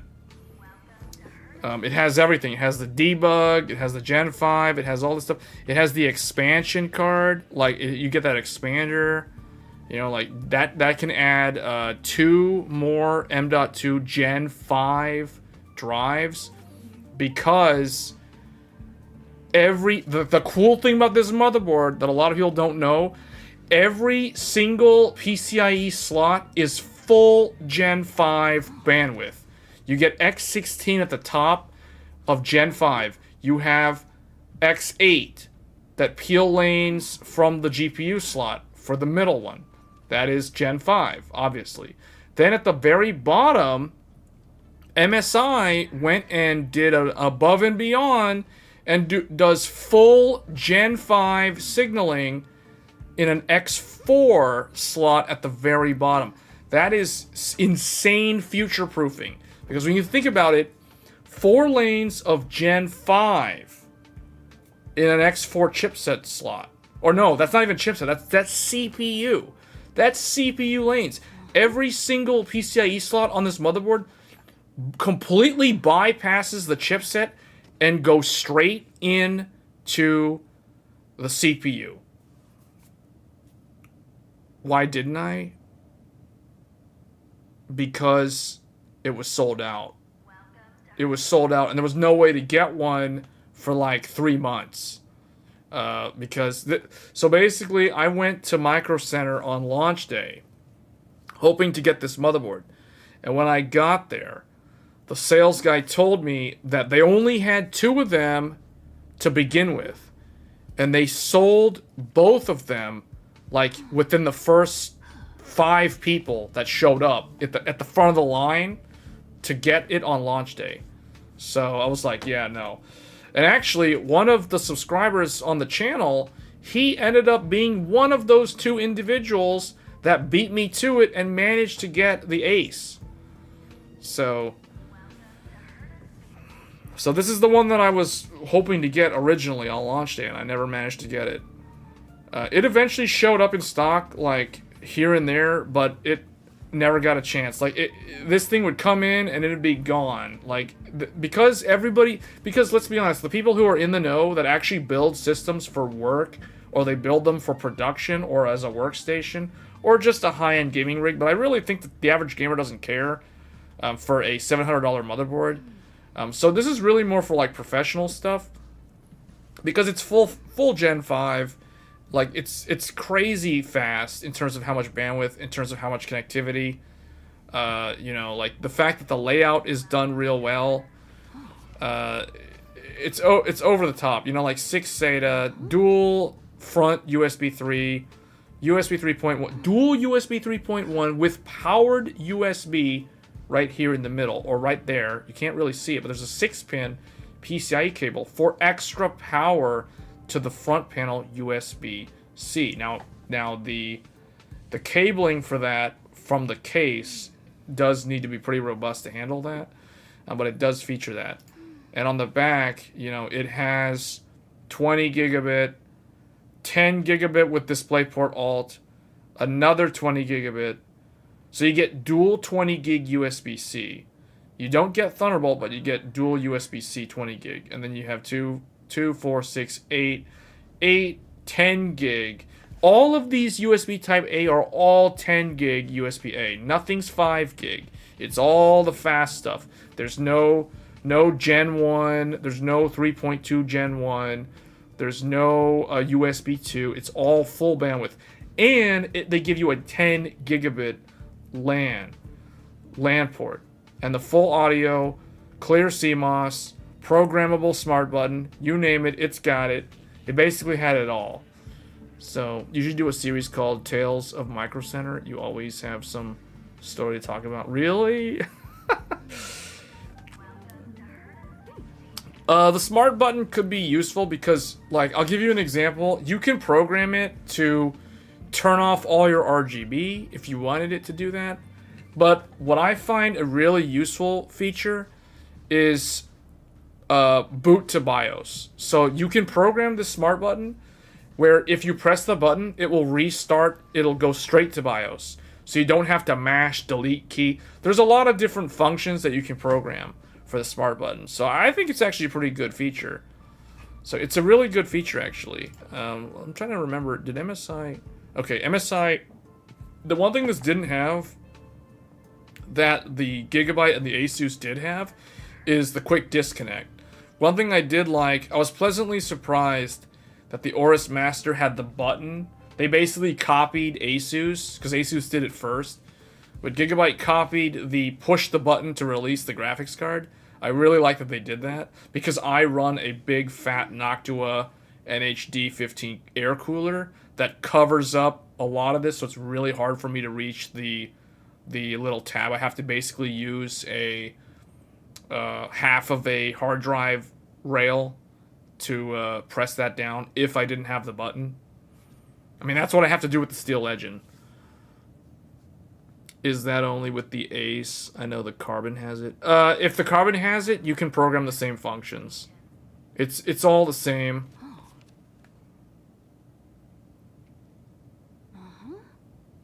Like that one time. Oh, yeah, yeah. Okay, yeah, you're right. Oh, wow, you remember that story.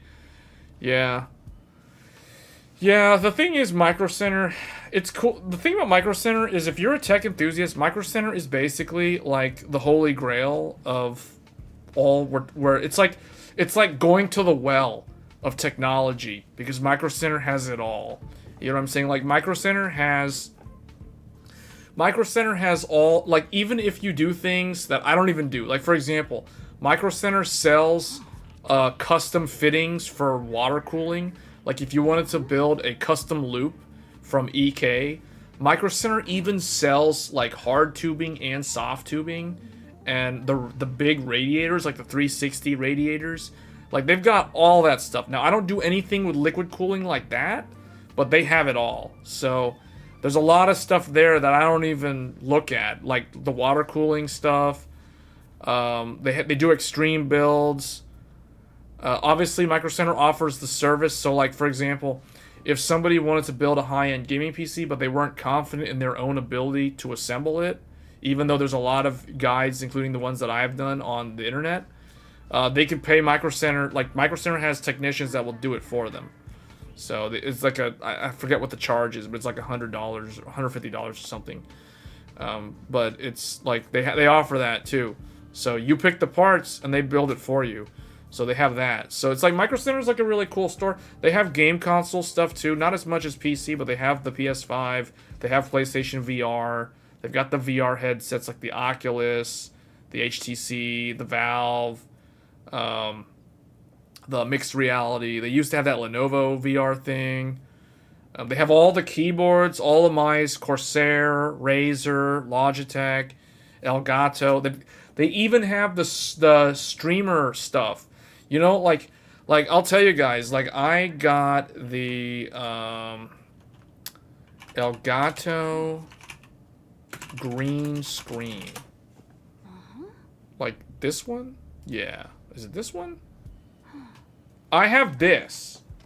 I got this thing from Microcenter. So the green screen that you can't see, like, behind me, there's a green screen. And it's this green screen. And the cool thing about it is you can fold it up. So when I'm not streaming, I just, like, push the screen and it will detract back into its thing on the floor.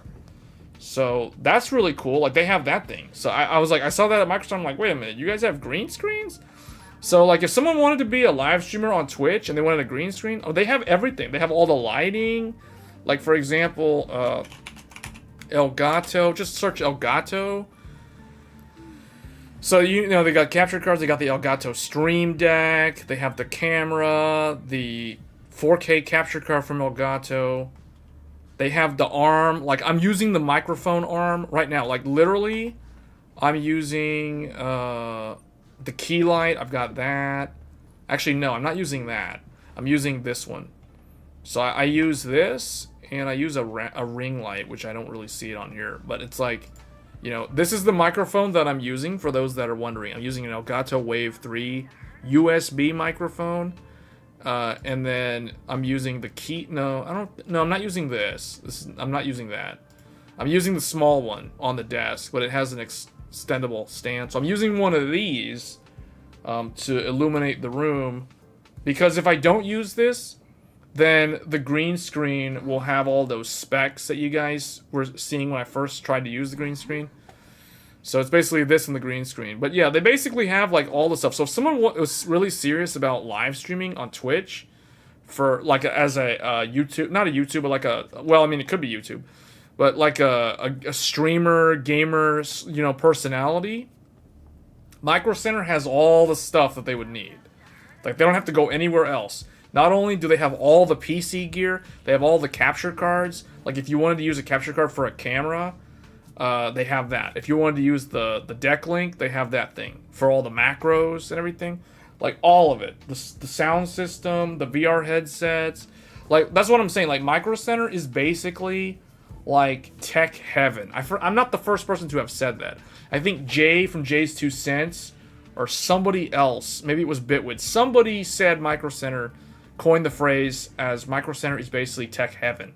And yeah, it kind of is. It's the mecca of like tech enthusiast products, because they've got it all. They pretty much have everything. Like, you want ultra widescreen monitors, you want to look at the monitor in person, they have it all there on display. All the 4K monitors, the 1440 monitors, even the 1080p, 240, 360 hertz, whatever. They have it all. So, and then they've got pre-builds, they got gaming laptops, etc. So now I sound like a salesperson for Microcenter. Man, I really need like Microcenter to sponsor my channel. You know what I'm saying? Like, just throwing that out there. You know, like knowing how much stuff I bought from them in the last couple of years. You know, like I mean, I just bought like another network switch from these guys earlier today. So now, granted, this was like $15, but an 8-port gigabit switch, that's pretty good. $15.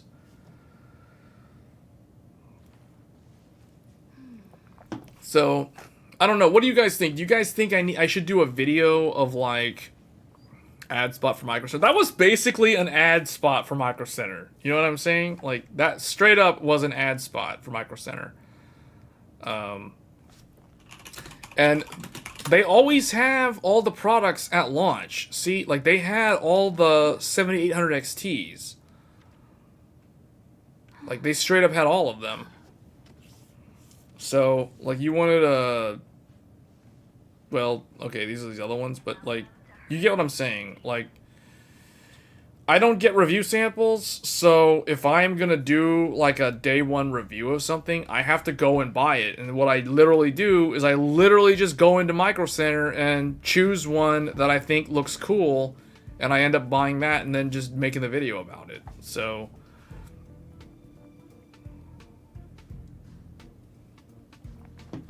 So I'm very dependent on Microcenter to have the things in stock. Best example I can give you was Intel Arc A770, which is almost a year ago. Oh, and we can't even get the, you can't even buy the reference card anymore. Oh yeah, here it is. Well, that's not the A770, but you guys get what I'm saying. Basically, what I did on launch day for the Intel GPU, I went in there, everybody that was there to buy an RTX 4090. Because Intel, in all their infinite wisdom, decided to launch their Arc GPU on the exact same day that the 4090 launched. So I went in there at like 10 a.m. in the morning. All the 4090 crowd had cleared out because they sold out already. So I go in there. I don't have to wait in the line. I just go up to the guy. I go up to the sales guy, the first one that's available. And I'm like, I'm here to get the Intel Arc A770 reference card from Intel. Do you guys have it? And he was like, the what now? He didn't even know what I was talking about. Like, what? Are you sure you don't mean the NVIDIA thing? And I'm like, and you know what's funny? So now I'm going to say another Microcenter story. So when he said, are you sure you're not here for the NVIDIA? I'm like, you know what I said to him when he said that? I was like, that was an attempt to tempt me to buy an NVIDIA GPU. So I was like, do you guys still have them? I was like, do you guys still have them? Because I assumed that, you know, like 30 people had just rushed by and they all bought 4090s. So I assumed that, you know, they're all sold out. So it's like, do you still have them? And he's like, we still have Zotac and PNY. And you know what? When he said that, I'm like, those are the only two brands I would actually consider. Because I would never buy Asus, I would never buy MSI, and and EVGA wasn't even in the game. They quit. So I'm like, okay, I'm not going to buy Asus, I'm not going to buy Gigabyte, I'm not going to buy MSI, because they play both sides. I don't support those that play both sides. Like, what I mean by that is Asus, MSI, and Gigabyte, they make Radeon and GeForce. Well, by them doing that, they automatically disqualify themselves from my list. You know, so they literally are out. So he said Zotac and PNY, and I'm like, okay, Zotac is exclusive, so they're up for consideration because they have a snowboard-looking 4090, and PNY is cool because PNY, a lot of people don't know this, but PNY is the only one who makes all the Quadro professional cards for NVIDIA. So they're actually one of the best brands you could choose. But ultimately, I was like, no, I came here, it's tempting, but I didn't come here to spend $1,700 to $1,800 on a graphics card. I came here to spend $350 on an untested beta product from Intel, hoping that it will actually work. So then the guy was like, okay, let me check in the back. so then he went to the back, and I was out there like for a while looking at all the stuff. You know, like on one side you look to the left and you see Radeon, then you look to the right and you see GeForce, and it's all like the old stuff that no one wants. It's a bunch of like 6600 XT, 6600 on one side, then you look over here and it's a bunch of 3060 Ti for overpriced numbers and 3070s, and I'm looking at them both and I'm like, yeah, no. And then he finally comes out of the back and he brings out this weird box, and then he's like, I found them. And then he opens up, it's basically a regular looking cardboard box. It looks like non-discrete. It's just, or it looks discrete. There's nothing, no label, nothing, just a random box. He opens the box, and literally in there is one A770, and there's two A770s, and there's like 5 of these A750s. So I'm like, I want the A770. And he's like, okay, you got it. And then he took one of them, and then he's like, you know, somebody else came by this morning when we first opened the store, and they were looking for the same thing, but we didn't know where they were. We didn't know what they were actually talking about. So you're lucky because because you're the second person to have asked. That made them realize, you know, okay, maybe there is something here that we don't know about that we're supposed to have. And they found it in a box. They said that it just came in like the previous day in a like some just random packaging. Like no one knew what was in it. It was an unmarked box. For all they know, it could have been, you know, like explosives or something. Like who knows? It was kind of scary for them to even open the box because they didn't know what it was. There was no label on it. And it was just Intel GPUs in there. It was just some Intel graphics cards in their blue boxes. It was just a bunch of these blue boxes just in a box. And that was it. And they didn't even know. There was no Intel, because he was telling me typically when we get product from Intel, it literally has an Intel thing on it, but on the shipping manifest, but like on this thing, there was like literally nothing. So they thought it might have been like some, you know, custom power cables or something. Like they didn't even know what it was. And there are actual GPUs in there. That was hilarious. So anyway, that's how I managed to get my Intel Arc A770 on launch day. It was a really, really weird experience. So, yeah, and that was October of last year. I can't believe it's already been, like, what? almost 11 months since the Intel and the NVIDIA 4090 and the Intel Arc launch. That's crazy. And the AMD one, it's almost been a full year. So, yeah, that was another Microcenter story. So I guess that's a good point to probably end the stream on then. The tale of the Intel Arc and Microcenter. And how nobody knew what I was talking about. I had to convince them to go in the back and look.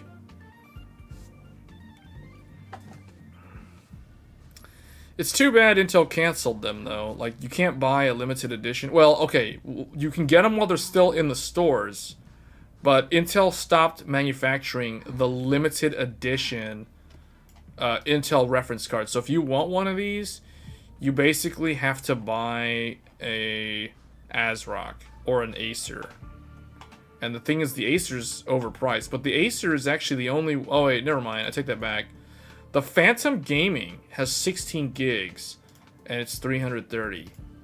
So this is actually the exact same cooler that's on the RX 7600 that I have, and that's a really nice cooler from ASRock. So I don't know how I feel about ASRock, because they were an AMD only brand. Now they're playing both sides because they're doing Intel and AMD now.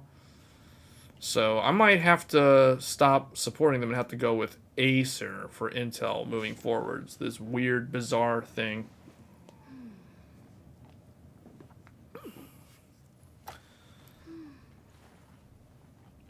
Frequently bought together with a 13700K. You know what I want to know?